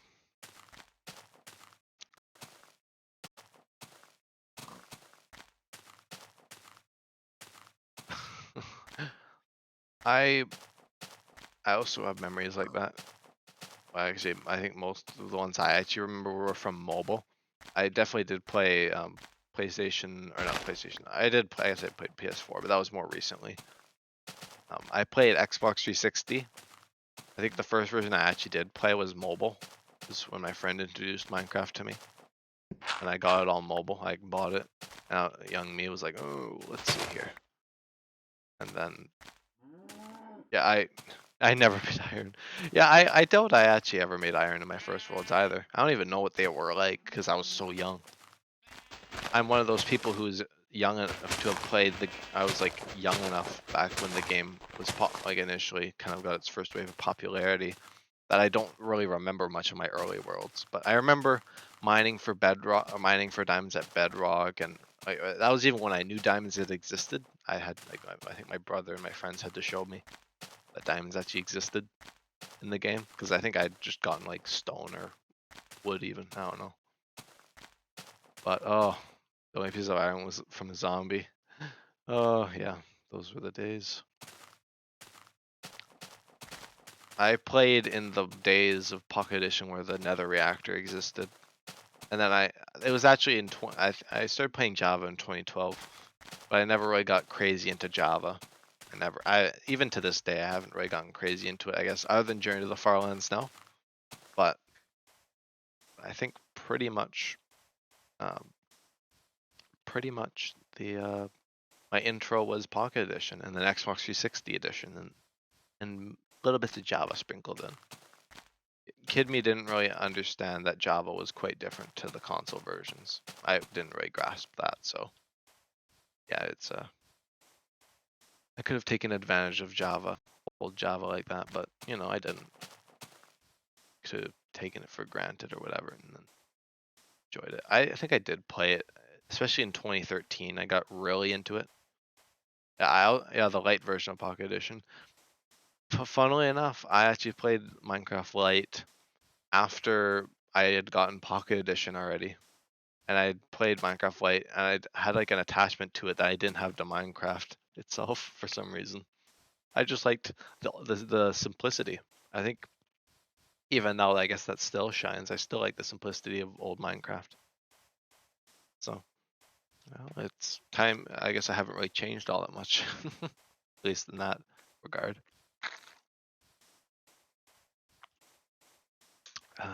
Get a bit of a history lesson too. Bit of everything. Oh, oh, wowza. Ow.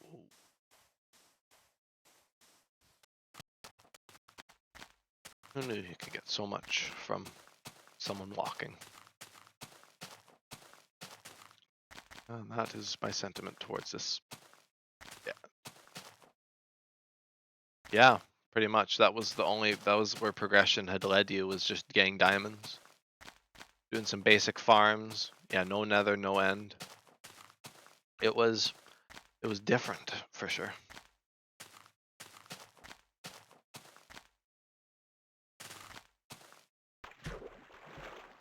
Yes, yes, yes.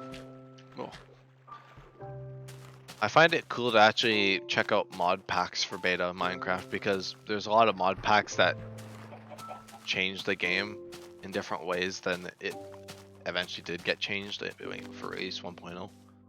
There's a mod pack called Better Than Adventure, which basically just makes the game more beta-like for the adventure update, or maybe that's beta 1.7. Actually, I think it's beta 1.7. It just makes it like the adventure update, but it makes it way more beta-esque. If you can catch my drift there, where it kind of keeps things very beta still. The Aether wasn't added because Notch was thinking of a sky dimension. Yeah, the Aether. Yeah, I'm even the Aether too. Yeah, never went to it. Yeah, that the whole Aether the end thing, because Notch was definitely inspired by the people who made the Aether mod, I guess, including King B Dogs, who now works at Mojang. But he was definitely inspired, I assume he was inspired because he was working on the End Dimension at the time, and it looked a lot like the Aether. It was just like the overworld, but it was like floating islands, and that was before it became the End. And it was like still kind of being worked on. And World Beta 1.8 was being worked on. I remember even hearing from Kurt J. Mack in Farlands or Bust.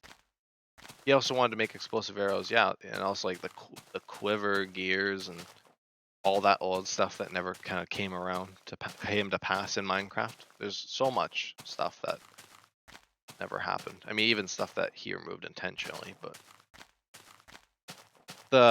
the name behind the ends actually comes from the Farlands, if you can believe it. I think anyway, if this story is true, I heard it from Kurt J. Mack in Farlands or Bust, because in the beginning of this series, I relied a lot on that series before I started watching like something like Doctor Who or whatever I watch now. I heard the story that the story goes that the end was actually like the name behind the end came from some Farland discussion, which is people asking Notch to call, because there was a new mob called the Endermen. Of course, you know, the Endermen were added to the game in 2011 with beta 1.8, but they were being worked on. People knew about it in like the snap, or I don't know, actually, I don't think they had snapshots, but like in like what Notch was showing off. And people were like, people should call, or we should call the Endermen the Farlanders. Yeah, the green eyes. Yeah, everyone was saying on Twitter that we should call the Endermen Farlanders because, you know, there's not really. It's kind of, it was a bit odd then that people didn't know the end existed, right? It was being worked on. They just knew about the Endermen. So everyone was like, yeah, Farlanders. That's a cool idea. That's a cool idea. And then Notch was like, how about we call the Farlands the end? And I guess he kind of just took that and ran with it for the Alto Dimension. I don't know if that's actually how the end got its name, but I assume that's probably it. I don't have much knowledge on that, but based on what I heard from Kurt, it sounds like that's actually how the end got its name, from people being like, yeah, it's called Enderman Farlanders. And Notch just did an Uno reverse. So I thought that was pretty cool. Kind of loops back around to the series here, the whole Farland thing, and ties into Minecraft's development.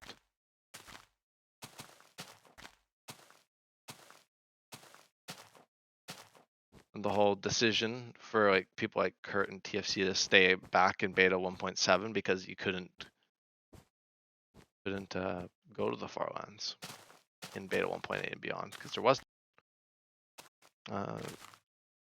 did say he added it. Yeah, a myth was the launch. She dropped a gold in the chat, golden apple. Yeah, and that's right. Yeah, it's the not. That's why they're called notch apples. I guess they're called, I guess, enchanted golden apples, like in game. But most people just call them notch apples or god apples or whatever. But that's definitely kind of like stuff that's gone around over the years for sure. Did he? He did say he added it. Yeah. So yeah, rumor has it. I guess I've heard in like one of Dream's videos, the thing with Notch and Notch died. He dropped an apple or something. But I don't know. Do with that what you will. I've heard multiple sides where some people say it was he'd drop an apple. Some people say golden apple. Whatever. I can drop an apple on death if you want. I got a nice golden apple in my inventory, which was actually not the easiest thing to find, believe it or not. Yeah. Hmm. Quite fun, quite fun. Lots of history. The history indeed. I believe it was the recipe with 8 gold blocks, unless they're unobtainable in this version other than the spawner. I don't remember exactly. I thought prior to this version they had existed with that crafting recipe, so I believe so. So don't quote me on that. I don't have what mod is it? Not enough items. There's a mod. I think there's a mod like that, or it's that one specifically. There's one like that where it's like you can like give yourself items. It's like creative mode before creative mode. Or I guess before, because creative mode was removed from Minecraft for a while. It was around in like classic, of course, but it was removed multiple times. So this is kind of the point where it wasn't. It was added next version. Well, beta 1.8. What a version.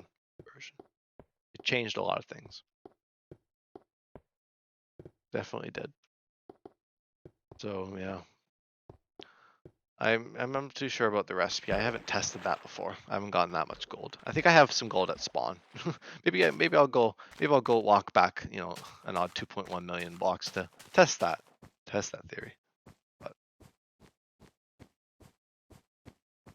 yeah, back in I don't even know what version that would have been. That was probably an in-dev or an inf-dev version, maybe even an alpha, who knows. But I believe that was probably one of the early versions where you could press B to go into the different game modes. But you know, beta Minecraft here doesn't have that. The closest to creative mode you can get in beta, and I think alpha even, like most beta versions prior to 1.8 beta, was single player commands, where you can like teleport and kill entities and stuff. That basically just adds commands to the game before they existed. And it also adds, there's also the just enough, actually is it? I might verify that. What is the mod actually use? There might be other ones. Well, I guess I don't have it, do I? No, of course I don't. So yeah, it's like just enough items, right? You can just click on any item, anything, and you get it. If you can get it, you can. Or if you're able to, like if it's obtainable, you can get it. If it's like diamond blocks, get yourself infinite diamond blocks. You know the familiar cheating things. But that made a lot of things possible. Like you can actually, there's like fly mods for beta as well. So you can pretty much make creative mode in beta if you want. But I haven't really played around with that too much.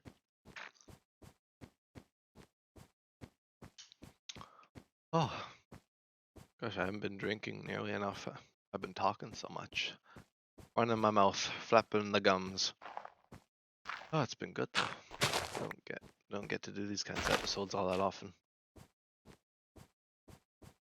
People stop by fairly often, but it's a bit more small of a chance that it kind of a whole conversation develops. Quite nice, quite nice. Goodness me.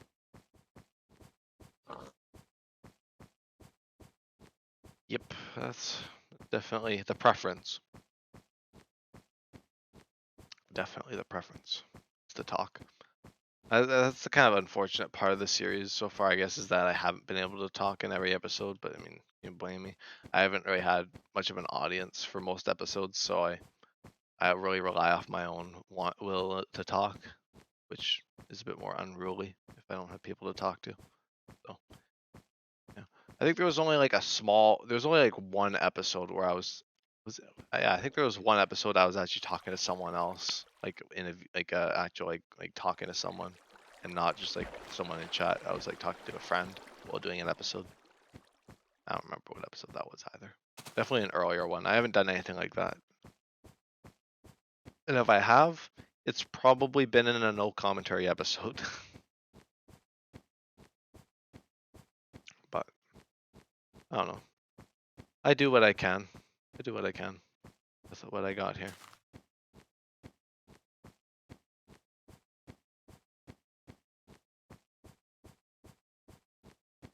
Oh, I don't remember how you get ice blocks. This is completely random, by the way. Maybe you can't get them. Maybe they're. Oh, I don't think they're obtainable yet. I thought. Yeah, it's hard to find viewers, but when they come by, it's good. Yeah, for sure.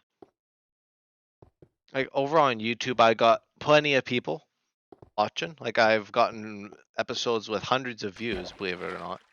And I mean, of course, most of them just kind of stop by and go. But I've gotten a bunch of comments on YouTube, and even here on Twitch. I get the odd person stopping by every odd stream, which is nice. So that definitely has helped. Like in the beginning of the series when no one was doing, like there's nothing happening for like the first month or two of streaming. It was a bit different back then. I was just like making it kind of talking and trying to make it seem like things were still busy back then, even with no one watching, or at least minimal people at most. But things have definitely improved. I like getting questions on the YouTubes because I've gotten a few questions before, but most people are just been like, I hope you reach the Farlands, which is very nice. Most people are like, I hope you reach the Farlands. I hope you get more attention for this, and it's all well and good comments and stuff. I quite appreciate those. Every comment counts. Yeah, but especially live, it's a bit different. It's a bit different indeed.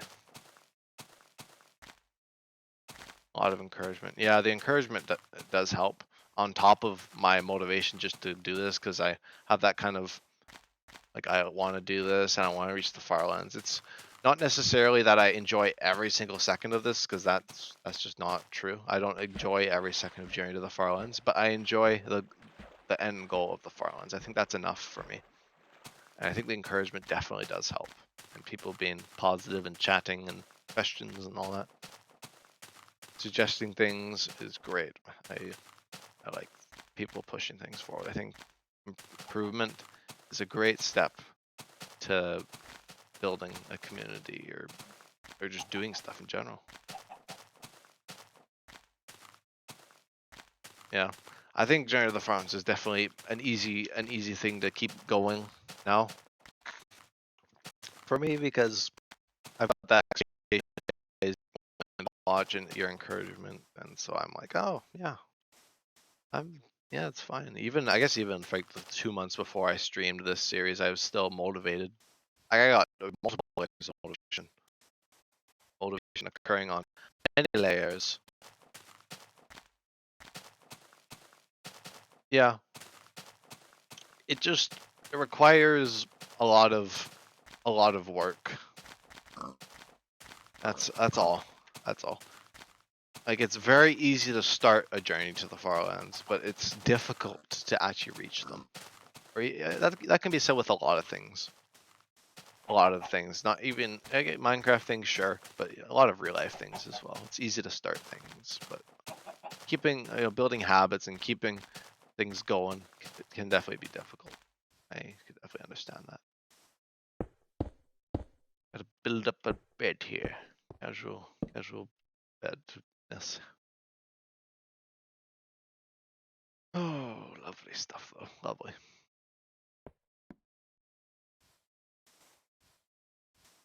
Oh, good.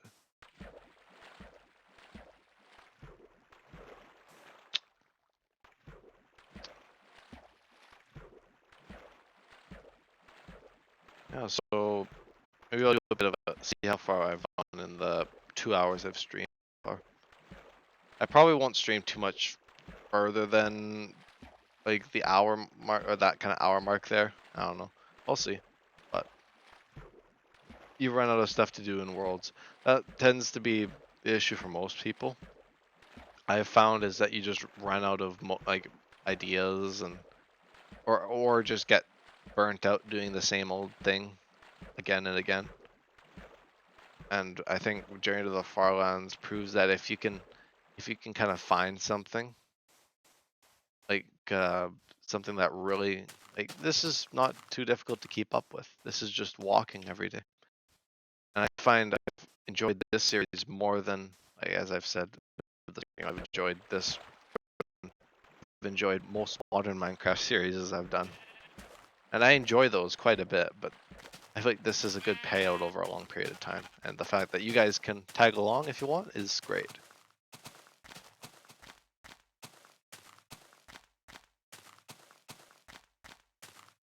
Not just that, but kind of don't.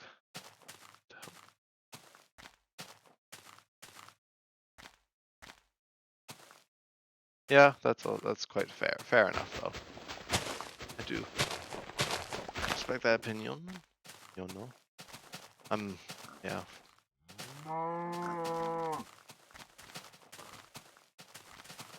Yeah, I see what you're getting at, though. Even if I'm kind of skewing things, maybe. I don't know. I've definitely I could go like the Farlands or simply reaching every achievement in the game. Yeah, I understand because I've definitely like I can't like for many years now I haven't really been able to run a single player world, um, especially since I've been so busy with new things like these SMPs I'm on, like Newcraft and Fellowship and like Origins and all these things I've been doing. Um, it's taken so much work. I mean, it's been a lot of fun doing multiplayer projects like that, but single player is a bit of a different task. It's kind of hard to keep things going, keep the momentum. I'm sure a series like this, this is kind of just a constant where it's regardless of the algorithm, regardless of viewership, it's gonna remain as long as I still have the time in the day to do this. I will still make an attempt because there's just something else to this. Yeah, so that's what I've found. I have the same the same kind of thing with Minecraft where it can definitely be hard to keep a world going for a long period of time. I don't have like a great knowledge of what makes a Minecraft world have good longevity. Yeah, it doesn't need anything but itself to keep going. And it's not everything is like that in Minecraft. Not every Minecraft world's gonna be like this where you're gonna be constantly pushing yourself, constantly doing new things. It's hard. It is hard. Yeah. I can say a lot of things. I can say this journey is like easy to start, hard to keep going. But I don't know.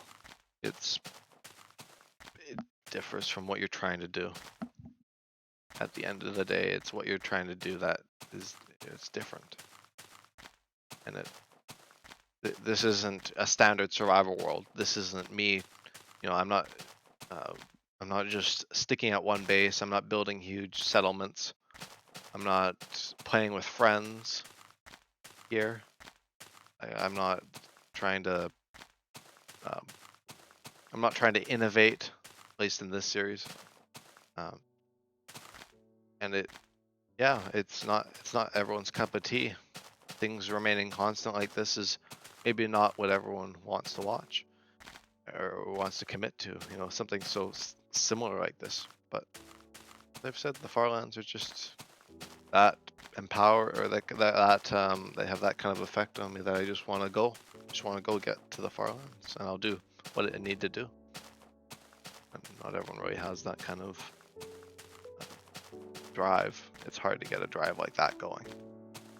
I've found notably, unless I've had like commitments, like I feel like with Newcraft, I was always I hosted Newcraft, which is kind of this SMP I've hosted for like 2 years, and it's been constantly on the fritz because everyone's kind of gotten bored of Minecraft repeatedly, and we've been trying to do new things and innovate, but that kind of thing can only go on so long. I think it's very possible to keep something like that exciting and keep it good. There's like SMPs out there that do that actively, but when you don't find your groove properly, it just falls on its face, which is not the best thing in the world, of course. especially seeing an S&P that I've even had nostalgia for. Like, it's been going so long that I've had nostalgia for like the original season, and the second season was good. Yeah. But I mean, a lot of the stuff with like sandbox games, a lot of the issues people have is just the open-endedness.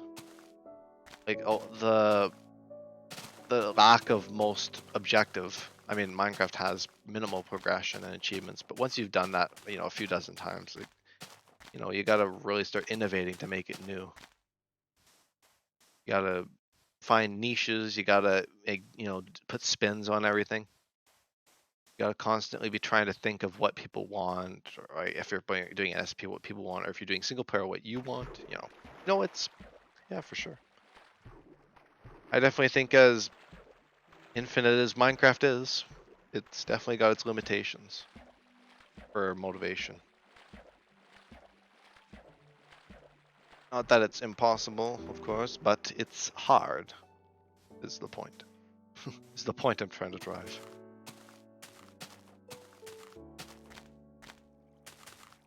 Can't say I've really had many days in Journey to the Farlands where I've actually wanted to quit the journey. I think in the beginning, in fact in the beginning it was probably the closest I got into quitting was the start. Or even in the start I was like, oh, I'm barely gonna make it 30k. That's a legitimate thought I had. I was like, I'm barely gonna make it 30k before I move on to the next big thing that I want to do. I'd thought that the Journey to the Farlands was gonna be a passing thought, you know, a passing thing. Just last a few days, it's gone. Wouldn't even have hit YouTube or anything, or Twitch here. But you know, I was proven wrong by my own motivation and the encouragement. So yeah, this is what's worked. Yeah. Like, I remember in the beginning of the journey for like the first 500,000 blocks, I was like, huh, I could turn around now. And then once I'd surpassed, like, I was like, I could go back and it's not that far of a walk to spawn if I want to go back. Or I can quit now if I want to. It's not, I haven't gone crazy far. Like I don't have that drive. Well, I mean, I did. I guess I did. But because if I didn't have that drive, I would have just turned back, or I would have closed the world and just moved on to something else. But definitely beyond the 500,000 mark, or even earlier than that, I was already, you know, far enough in the world that I was just like, you know, we're just gonna see this through. I'm gonna see it through, at least to the best of my ability. To the best of my ability. Tackling all sorts of inevitabilities and things that have plagued the community here. That's, I guess, that whole motivation thing is a lot of reasons why Minecraft has its slumps. Try making a hardcore world and just don't find the drive to keep going. Yes, I mean, yeah, especially I've tried stuff like that, gimmicks and things. I find it quite difficult to do something like that. I don't know. I don't know. I haven't done. I've considered doing like a modern Minecraft series, like to kind of run alongside Journey to the Farlands, where it would be a bit more like it'd be like once or twice a week. I'd stream that, and it'd be like a stream only series. So I'd stream that every time I play, and I'd do like grinding sessions or whatever. But I haven't really gotten around to that, and I don't know if that would really have the same. You know, I'd have the same drive for that as this, because I don't know. It's quite hard. Quite hard to get that momentum. And once I have a momentum for a series like this, I don't really feel like stopping. I don't feel like switching to another thing. But I've kind of just accepted that Journey to the Farlands is just something that's constant in my life, at least right now. Like something that I do on a daily basis, and I try to make the best of it. But yeah, there's all these inevitabilities with. You know, it's why Minecraft almost died, is that people were getting bored. And I think even now people are starting to get bored again with the game. I mean, Minecraft still has its popularity, of course, but I've noticed, especially after 1.19 and the caves and cliffs. I mean, I've especially noticed. I mean, there's a bit of a a spike there with caves and cliffs, like 1.18 and stuff. But after the wild update, I definitely noticed people have lost a lot of drive within the game, unless it's someone like me who's found their niche, found what they like to do. Yeah, I've got the feeling to play, like, I think one of the hardest things to do is just keeping something going. It's random one day, you know, and that's the issue. It's just that. It's just that. It's very interesting to go into, though. It's why, Minecraft comes back, when people come back and with new ideas and stuff. But I feel like recently things have started to take a nosedive again. Like the people who've constantly been doing stuff, like people like Kurt, who've been doing it. Like Kurt's been doing it 11 years, his journey. He's just gonna keep on going, of course. And Hermitcraft pretty much gonna remain constant. I guess I'm not saying if this ages poorly, but I feel like a lot of things are gonna remain constant in Minecraft. But for like a lot of us average players, it becomes difficult to keep trying to do the same thing, or at least innovator. It's hard to get that feeling to want to play.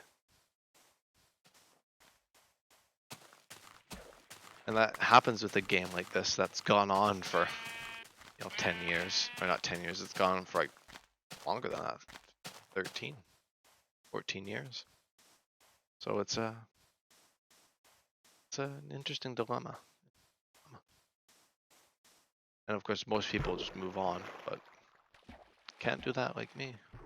I can't do that. I seem to like Minecraft enough to keep coming back, and it died down. Yeah, Minecraft's like that. It started off with some low popularity in 2009. Of course, when it started, it was like a indie project, and then it kind of hit popularity in 2012 and 2013 with the release versions.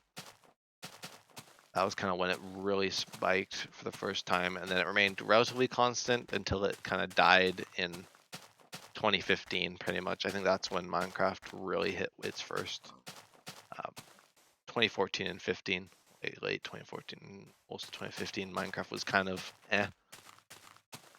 It was getting, especially when Minecraft gets updates that are, I guess not necessarily like bad. I don't think there's many truly terrible updates out there for Minecraft. Some are controversial, but when Minecraft gets like controversial updates and things that not everyone agrees with, and there's things going on in the community, like especially in 2015, there was a lot going on negatively in the community.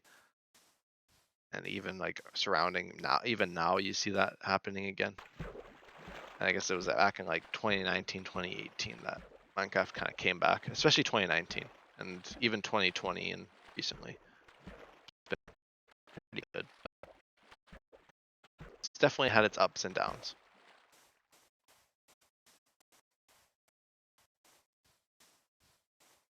It was revived again with people like Dantium, Stampy, and Captain Sparkles. Oh, for sure, with these popular, with people returning to their childhood favorite YouTubers. It definitely brought life to the game. And especially with new innovative creators doing things like PewDiePie, Laserbeam. I think Laserbeam kind of first brought the wave of Minecraft back, and then PewDiePie continued that. And then even 2020, a year later, Dream SMP, the monolith that it is. The monolith, it's huge. It's everyone in the Minecraft community knew about it. A huge chunk of the community had known. And Hermitcraft and all that, the kind of main behemoths of the modern Minecraft. So yeah, for sure. I think the community is influenced by, a lot of people's own motivation, but also the community overall. Like the community overall can get revived with enough creators doing speed running. Yeah, like you said, with like Dream doing the speed running and the SMP, that's definitely helped. And I've definitely, ever since even 2019 is what inspired me to return to Minecraft, because I never really played Minecraft crazy. like a crazy huge amount until after 2019. Like 2019 was when I started my first co-op world with my friends. It was like more of an actual serious cooperative world, and we had a lot of fun. And that's what led to another one, and then the new Craft SMP, which happened in 2020 to now. So it's almost 3 years now. So I feel like I definitely, like me and my crew of members, we've definitely ridden the wave of popularity of Minecraft, where things got really exciting with 1.18 and the new world generation. And we did a second season, and it was great. And then season 2 fell off because I kind of I canceled it, and we kind of went on to another SMP, and then we went back to Newcraft last year. And it was just, oh, you could tell what was coming. And every iteration of Newcraft since, and it's all kind of fell into the same lull, I guess, the same kind of fate.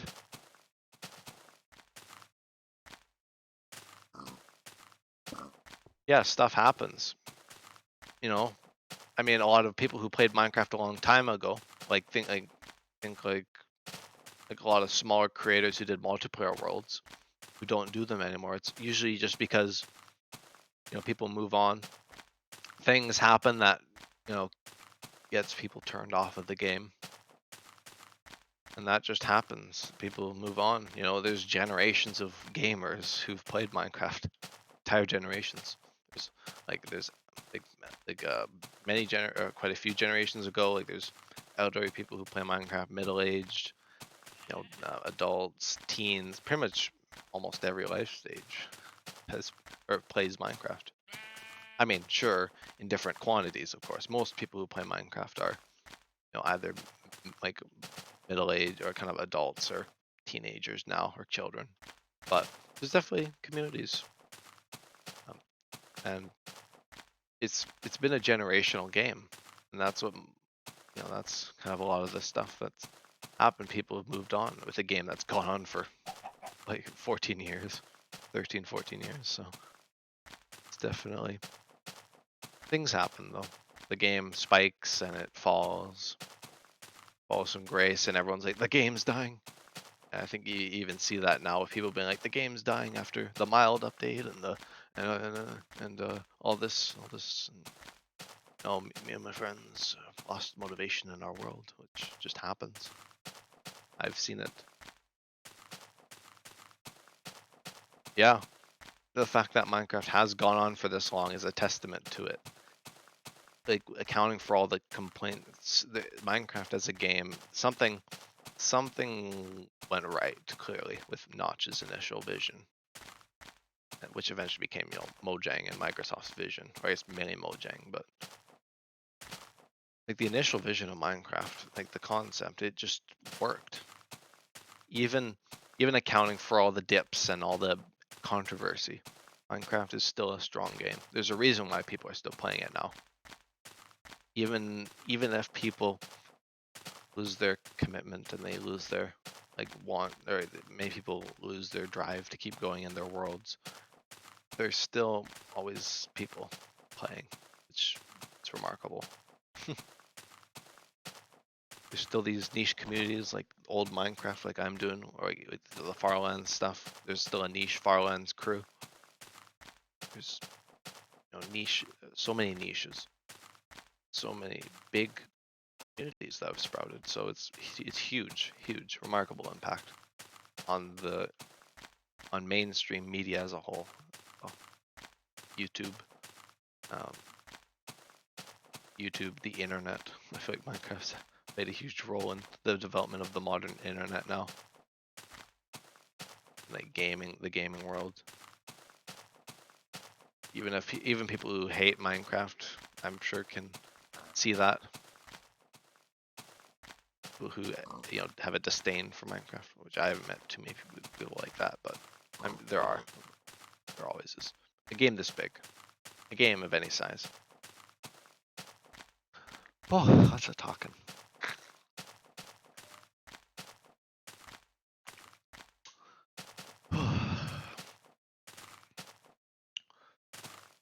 Yipper. That is the tale of a game that won't die. the game that refuses to die. I've literally seen a video that has that title. It's like the game that refuses to die, Minecraft.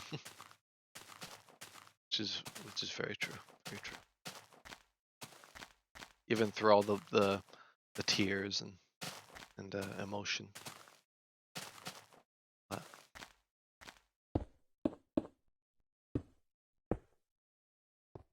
yeah, I'm sure it will. I'm sure for generation. I mean, there, Mojang talks about making Minecraft into a generational game lasting 50 years, which is just unheard of in gaming. Like usually the lifespan of a game is a few years, and then they make a sequel, or people just move on to the next big thing. But Minecraft's been there, and it's Mojang's made their intention just to make Minecraft into a game that most generations will like. Minecraft 2. Now they've definitely joked about that. I think there even was a Minecraft 2 for a while. Not like legitimately, of course, but there was like they've made other like iterations of Minecraft, of course. Not talking about like Earth or dungeons. Of course, those are games, but they're not Minecraft. They've made like riffs on Minecraft though. They made like the 2D Minecraft, or the 2D. I guess it was kind of 2D. It's like isometric. There was that one, but they haven't. I guess they haven't formally made a sequel. But I don't know how that would. I don't know how that would. I don't really know how that would work. Something like a sequel to Minecraft. I'm not too sure. I don't know if that would really be on the cards. I think if they're all the other spin-offs of Minecraft would just not really stick. Yeah, and that just, I think when something works like Minecraft, when you try, of course, a company's thoughts is to try and branch out and attract other communities. Like, with Minecraft Dungeons, there was the whole dungeon crawler community that kind of got excited by it a little bit, and then most people were just like, oh, Diablo, or a riff on Diablo, or like a simpler version.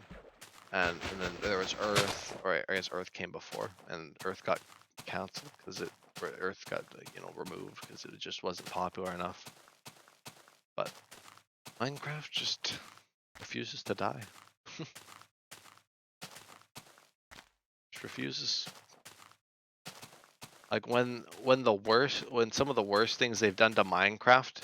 Yeah, I honestly not imagine Minecraft 2. Yeah, me neither. Me neither. I couldn't imagine a sequel to Minecraft. And then they announce a sequel, like you said, and then they announce it. But funny. But yeah, it's something. Truly testament to the game, to what Minecraft is.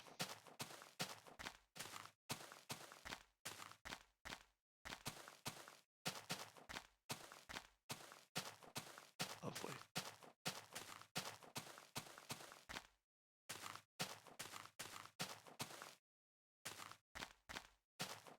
Amazing. Where are we at for time? Oh, we're pretty close to getting our collection, our data collection here for the coordinate. See how far we went in an hour of just casual walking and talking.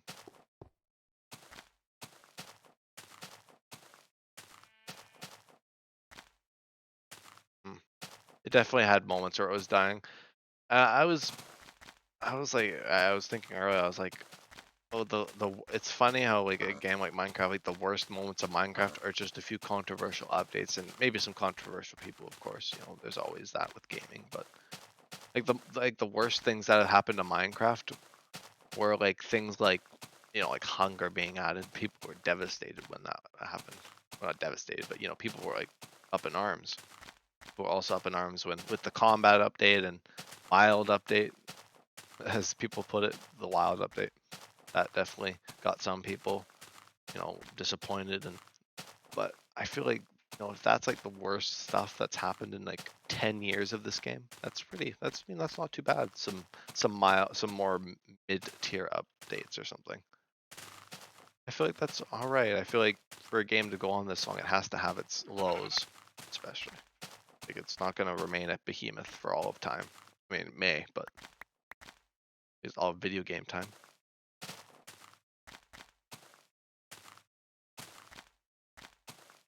Yeah, the combat update. I don't really have much of an opinion towards it. Like, I think it was okay. Like the combat system, I do agree with a lot of people's sentiment or sentiments that was a bad idea, changing Minecraft's combat and all sorts of things like that. But I don't know. I don't know. I've just put up with it basically. I think most of us have by now. And I'm sure people still want combat to be overhauled, which I think it might still be getting overhauled. I'm not too sure. There's a lot of talk about stuff like that, but who knows? Who knows? I feel like that kind of stuff just has to happen. There has to be that trial and error. Error in some ways. So I haven't had as good of a time in an episode in a while.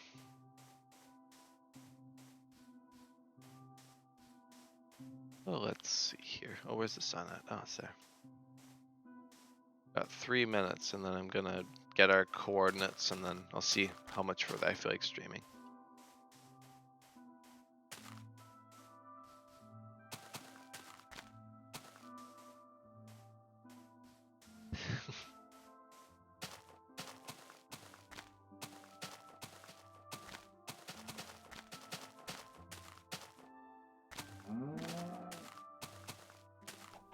Yes.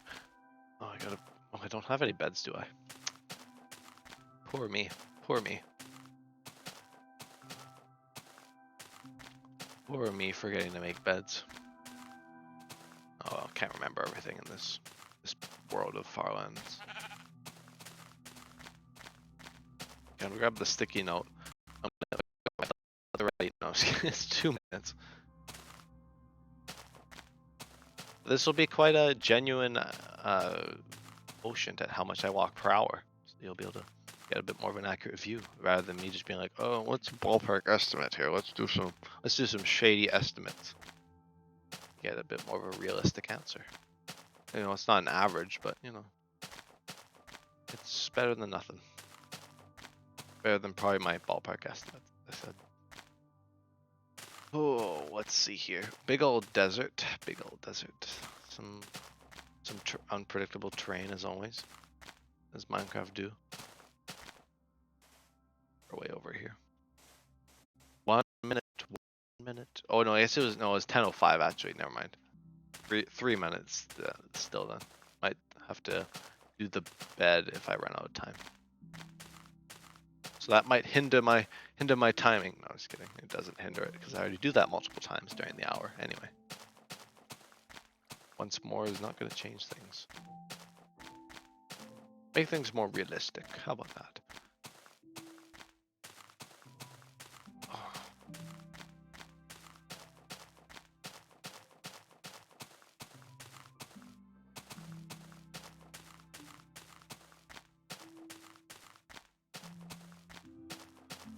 Whoa, look at that waterfall. Majestic. Hi. Ooh. Let's see, we're at 10:03. Okay. I'm just talking in my local time, by the way. Whoever made the Minecraft soundtrack, props to them. Yeah, props to C418. Excellent music. I say it time and time again. In this series, I think I've talked about C418 many times. I really appreciate the soundtrack and C418's work. Just so much nostalgia attached to the music, and it's just good generally. It fits Minecraft. Yeah, it's funny how you know if it wasn't C418, Minecraft soundtrack could have been more like 8-bit. Could you have imagined more of an 8-bit soundtrack, which is what C418 was going against? But if Minecraft had gotten different artists, who knows what it might not have been quite as iconic, the soundtrack. But it's quite good that we landed with C418. even if C418 doesn't really make music for Minecraft anymore, at least since I think Update Aquatic was the last time C418 made music. But I think since most of the music is still generally in the game, I think it's a good thing. You know, it's good that we got this. I think it's quite good. Yeah, it really does set the mood, though. I do agree, definitely. Definitely with that. Oh, I need a stretch. Who knew sitting still for 2.5 hours would cause you so much stiffness?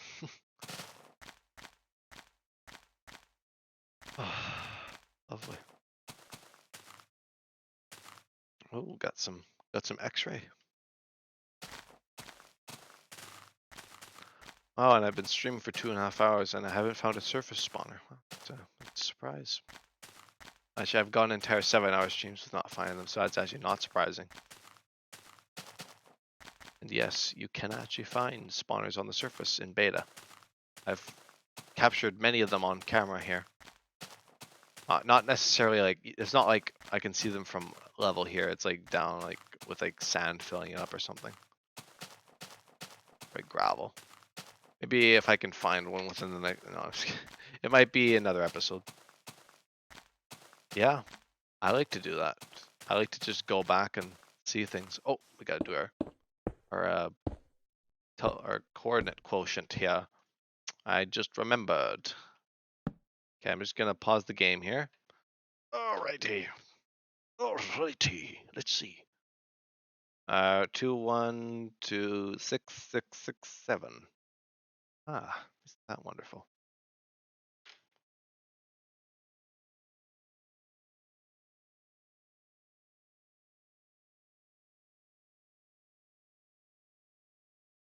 Famous bed technique indeed. 212, not pioneered by me, by the way. This was pioneered 11 years. Wait, more than 11, almost 12. Oh my. Oh my. It was pioneered by TFC, who had done the journey for a long time, actually. 950. Yeah, I screwed it up talking because calculations require precision. 6, 7. Okay. Oh, okay. That was pretty good, actually. That was about 8,000 blocks, 7,700 blocks per hour. Excellent.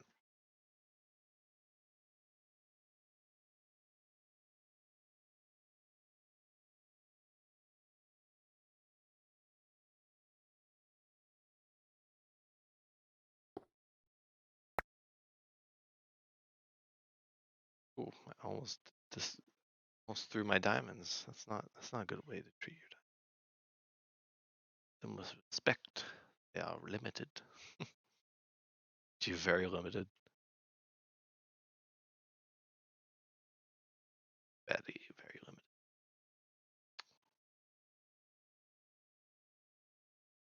limited. Bed goes here. Maybe some more wood would help. Don't know why I'm holding on to this sign from the beginning of the episode still, but you know, I got the room in my inventory for it. I can just get away with that now. Get away with wasting inventory space with random objects. I proceed to spend 90 years at this one spot here. Yeah, well, I take my time. Sometimes you just gotta take your time in a journey like this. It takes so long. A little bit of time to think about crafting doesn't help, or I mean, doesn't hurt. Doesn't hurt. Yeah, there's some stuff to fill up. Oh, I must have left a crafting table somewhere. I usually bring a crafting table. I guess I lost one. Oh well. Or maybe I had Mandela effect. Did I have one since the outpost? I don't know. It's not that big a deal. I just like, oh, it's funny how I make such a big deal out of such odd things.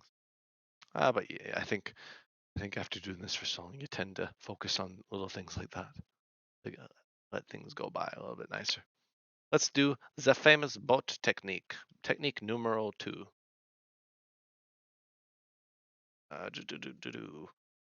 Front. Oh gosh, the Minecraft gravy passes. Oh my goodness. Brings back the memories. Your. Oh yes. The. How could I forget? I remember being scared by them as a kid. Herobrine shrines. Oh gosh, the nostalgia. I remember trying to build those. Yeah, you both, you and me both. Oh goodness, yep. Everyone, that kind of thing. Every innocent person back then who didn't know that they were just fabrications. Everyone who kind of just had that intrigue, doing the Herobrine shrines and looking for creepy pastas in game and the Aether thing as well. I don't exactly remember which stream this was. Oh, Seed 666. Oh my goodness, knew the world like the back of your hand. Oh, that's amazing. It's great. I remember the time. I actually, yeah, in one of the earlier episodes, I even talked about like the Herobrine thing with someone, and or maybe I even just said it during the stream. I might not have actually been talking to someone, but I was like, those kinds of things were so believable back then. Even I guess even for regular players that weren't, not just young innocent kids, but also for players in like 2011, 2012 in the alpha beta days and release versions, like that kind of stuff was, you could have been open to that kind of thing because the game was so early in development. That kind of stuff could have existed, could have been snuck in. It was a lot of eeriness to Minecraft back then. Especially, I mean, Pocket Edition was based on primitive Minecraft versions as well. So for a while, Pocket Edition, even in 2012 and 13, was along those same lines, where there's a lot of the fog of war, as I call it. Like this, you see this, and you're like, when the render distance had to be much shorter, like, you can, oh yeah, you can press F in this version just to bring the fog closer. But like, if you had it like this, like, come on, this is like crazy looking. Like I could. It's not easy, or it's not very hard to assume that stuff like that could have happened or could have existed, or at least entertaining that kind of idea. People believed it also because the reported sightings was when the game was most glitchy. Exactly. Like that, the game was in such a primitive state back then. It was so eerie, and it had so many bugs and things. It was like, yeah, something like Herobrine could very well exist. It was thought by many people, especially when the first Herobrine post originated on the forums. Especially those kinds of prank things that people did, like I don't remember, but there was someone who did a live stream prank back then with the Herobrine painting, and they didn't actually say it was a prank, so everyone just believed it was Herobrine. That was quite funny. They had to say it like a while later, I think, or maybe they actually said it during the stream or something. I don't know, but quite funny. Quite funny how that kind of stuff happened at some point. I mean, now it's like, how could that happen? Modern Minecraft, most people know inside and out now with like all the huge farms and huge bases going on. I used mods and named myself Herobrine to Horror. Oh, that's great. Yeah. I don't know. I guess it was also quite fun to. It was just a fun time being, kind of being scared by those things. Not scared, but like unsettled, or I guess in the case of innocent young children, scared or scarred, maybe some.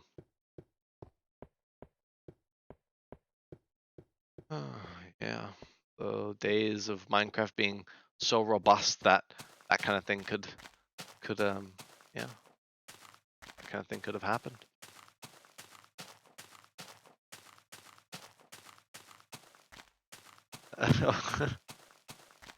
Oh, reminds me of those old trolling videos, those old like Xbox addictions videos, and a bunch of those other types of videos where they would like troll kids.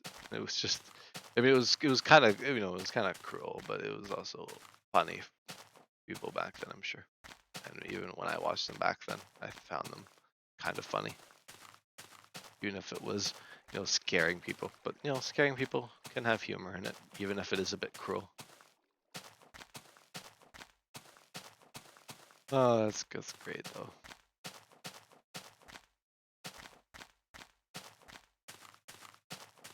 It seems most people around at that point, at those points, like who played Pocket Edition or whatever, consoles or whatever. Yeah, everyone finds their own fun in things.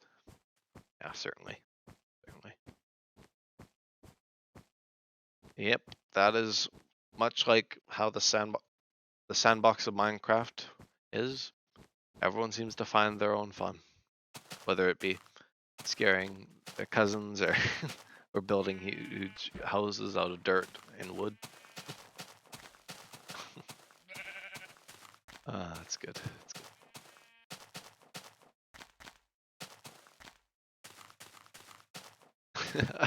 just a little bit, just a little bit.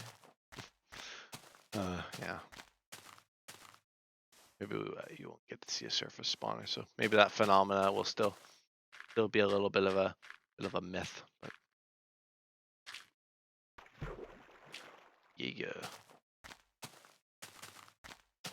I guess, I mean, since this series is probably going to be going for a while, maybe I'll do another Halloween special. Because I did the last Halloween special was when I went venturing to the Nether with a texture pack, and so maybe this Halloween, this one coming up, I might do like some kind of Herobrine thing. Maybe not add a Herobrine mod, but like do the Herobrine reactor and have like have it be like the fog up to here and have like a texture pack on and be all spooky all the time. Be like, ooh, is that Herobrine? You know, have that kind of thing going on. That might be a fun thing to do, just for the laughs, just to entertain those kinds of ideas again. Those kinds of things that used to happen quite often. Could definitely be a fun thing. I don't get many ideas like that for this world. There's only so much I can do, but many people went against the new graphics of Minecraft. I thought it would be easier to on the eyes. What about how many you should turn on the hell mode in the old one? Oh, that would be great. That would be great. Honestly, do like an episode in hell mode or in like the hell mode. Or not an episode of this, but like just like a one-off video, just pretending to do like the journey to the Farlands in hell mode. Oh, that'd be great. Be like last year, except even crazier. I could do like a Herobrine reactor, and oh, that'd be good. Everything around you is lava. Yeah, yeah. Oh, now I'm getting all sorts of ideas. Oh, 'twas a viewer that said I should settle down, and I did indeed settle down 2 weeks ago. So, you know, suggestions are what kind of keeps the innovation going. I mean, sure, I have my ideas, but I like other people's ideas as well. Even if I don't integrate every single idea, because you can't do that with everything. But since I'm so small right now, and I probably will remain small for quite some time, and probably the rest of the channel career, at least that's what I'm thinking. Fun to try an April Fool's world where there are infinite dimensions. Yeah, that could definitely be some cool ideas. I have some ideas for specials like that, or just one-off videos. So I feel like I could definitely do a series where, oh, that would be a great series where I could explore different phenomena, showcase things in Minecraft, like explore different mods and explore like the different April Fools things, or like explore like the hell, or you know, that kind of thing. Just do a series that just embraces the quirks of Minecraft, the quirks of what people have made for Minecraft. It'd be great indeed. Most fun, be most entertaining indeed.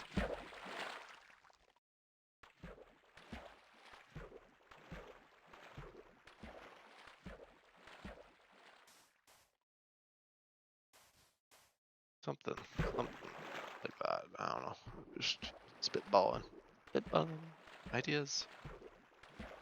Oh, I gotta get my bed placed here. before a spider tries to chew my head off or something.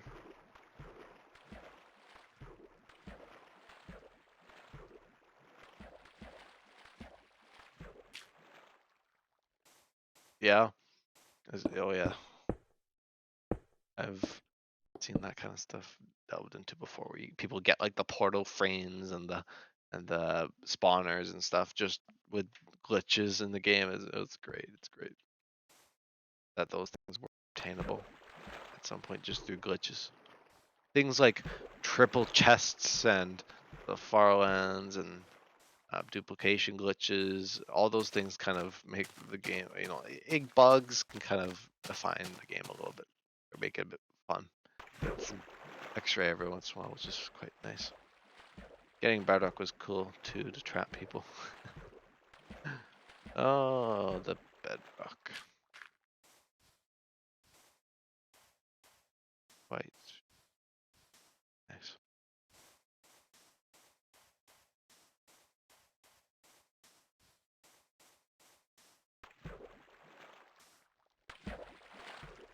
Oh, goodness me. Goodness me. Great. Great time. A most excellent tea.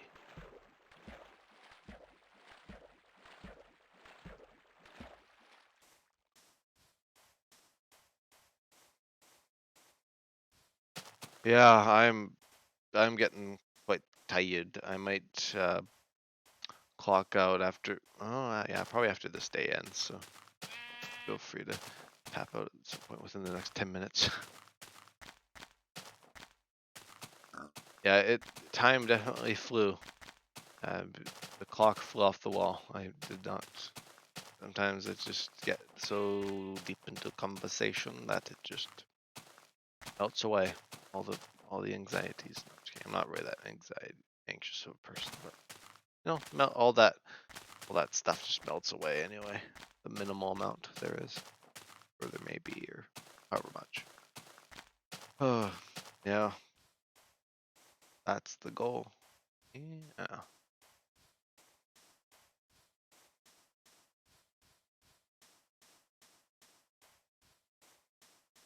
It's quite nice. Very nice talking to. Oh, it's not very often I get someone who's willing to chat with me for that long. Willing to put up with my shenanigans, my parlor tricks, and my endless seas of conversation. It's good to have people around to help pass the time. That definitely did help. I walked like that was about really that was like 18,000 blocks. Holy mackerel. Yeah, I appreciate it. Like usually, like I'm motivated to do this, but sometimes it just drags on as it does. Not all the time. It's not all the time that I want to do this, but sometimes I bear with it, and that's why the series is still around. Is that even at the lows, I've been pushing for it to continue. To continue, not necessarily innovating. I mean, I've been trying new things, but less in the sense of what I'm actually doing for content here. Although I do plan on trying to do some other series in the future. Try and make things a bit more entertaining. Or not entertaining, but try and open a few more doors of opportunity for you. Might want to see some stuff other than Journey. Although I'm sure most people will be tag along just for the Journey. I do want to capture stuff. Like I want to do a new series in Java where I start in modern Minecraft. Where I do like a modern Minecraft series. I just kind of have fun. Maybe hardcore or something as a spin. Or I could always do that series I was talking about where I go through old versions or something. Or like old phenomena. Kind of do like a bit of an adventure. Wrote my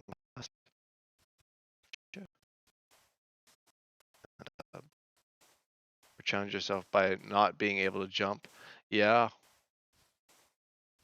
I've actually, I did like a bit of an episode where I had inverted my mouse and keyboard, which sounds like hell, and it was for an episode. It wasn't a whole episode. I only figured out that it was an episode called Farlandian Flip, where I had, like, mid-episode, I was like, what if I just switched the position of my mouse and keyboard? And you could tell, you could watching the episode from a certain point, you could tell when I switched. And I even turned on invert mouse, and it was like, I was struggling. I mean, I was doing better than I thought, but not really as good as I do right now. I got a lot of, doing this for 5 months, you get pretty good at it. You get pretty good at it. You get pretty good at walking and talking. Yeah. But I like to try challenges and fun things. I definitely want to try do some new series, even if they don't get as much good reception. The new skins feature. Yeah. They changed the sound. Yeah, they definitely did take the sound, the damage, they changed the taking damage sound, which is interesting. Which I guess it makes sense if they want it to be a bit more inclusive and less, because it kind of sounds, I guess, masculine is the way to put it. And so I guess making it more just, yeah, it was too manly for, for something, if you wanted to have like a skin that wasn't necessarily like, um, if you wanted like yeah, definitely, I do agree with you there. It made sense because to this point, most of the skins were Steve, and the only reason my skin isn't Steve right now is because I have a mod that adds skin compatibility. I think some skins do work, but it's not very common for skins to work in this version because these were the versions where there was like some weird, I think it was actually, it might have been these versions that had issues with the skins, so they had to just disable skins for a few versions because there was like hacking issues or like security risks that came with having the skins. So everyone was just Steve, and so it made sense to have that kind of oof sound. But it made sense for them to change it. And like many other things, like the door and snow. Oh, I should have shown. Oh, I did not remember, but the day's coming to close here anyway. But yeah, people just would regularly go into game files to change their skins. Oh, certainly. That's just something people did back then. I got a bunch of fixes. I guess like Kurt's got his skin working, but I'm sure there's a way I could do it. But this skin didn't work. Like the skin I have right now. The first mod was actually a world generation mod. Yeah, among the first was a world gen mod. So modding has always kind of been a thing that modding and world gen have kind of been a thing that's gone on for a long time. Like the first mods added a bunch of early mods added things like pistons, ender chests. Those got integrated into the actual game. Fun fact for anyone who didn't know that. They were initially mods that Mojang went to people about, and they're like, "Yeah, we want your stuff in game." And then Optifine was also something that Mojang wanted in game, like that kind of optimization. Now that it's not built into the base game, that kind of stuff. There was multiple mods like that got integrated, and early Minecraft was very based off of the people. I mean, I guess it still is a little bit, but back then especially, when people suggested things, it likely got added. Not everything, of course, but a lot of things got added based off of just mods, or just like things that people suggested. Yeah, shulkers were really. Oh, I didn't even know that. I didn't know shulkers were initially a mod. Huh. I want to see that anyway. Not that I don't believe you. I just wanted to see for myself to see what the mod version looked like. if they can find it.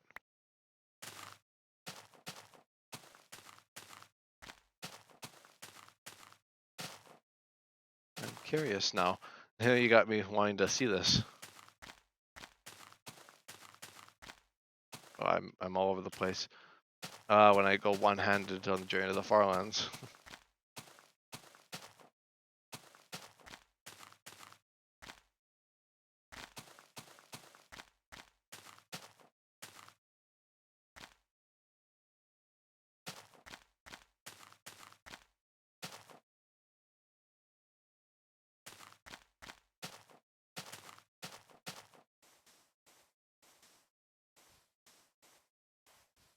Most interestingly.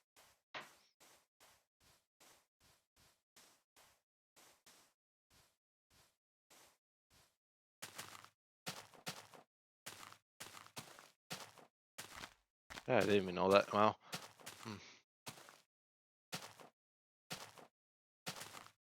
Alrighty. Anyway, I could go on for hours, I'm sure, but I think sleep is important. So I think it's good to shut down and get things chilled out. I've been walking for 3 hours anyway, so I think that's good enough for today. No, I mean, this, having walked, how like 20K. It's no 32K, but I try.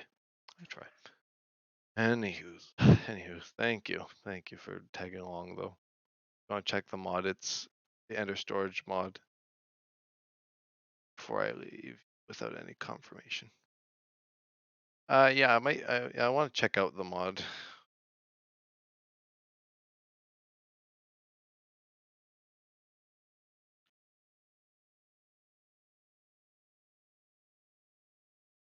Let me see here. I'm just gonna look into it just to see what's going on, or what it's basically.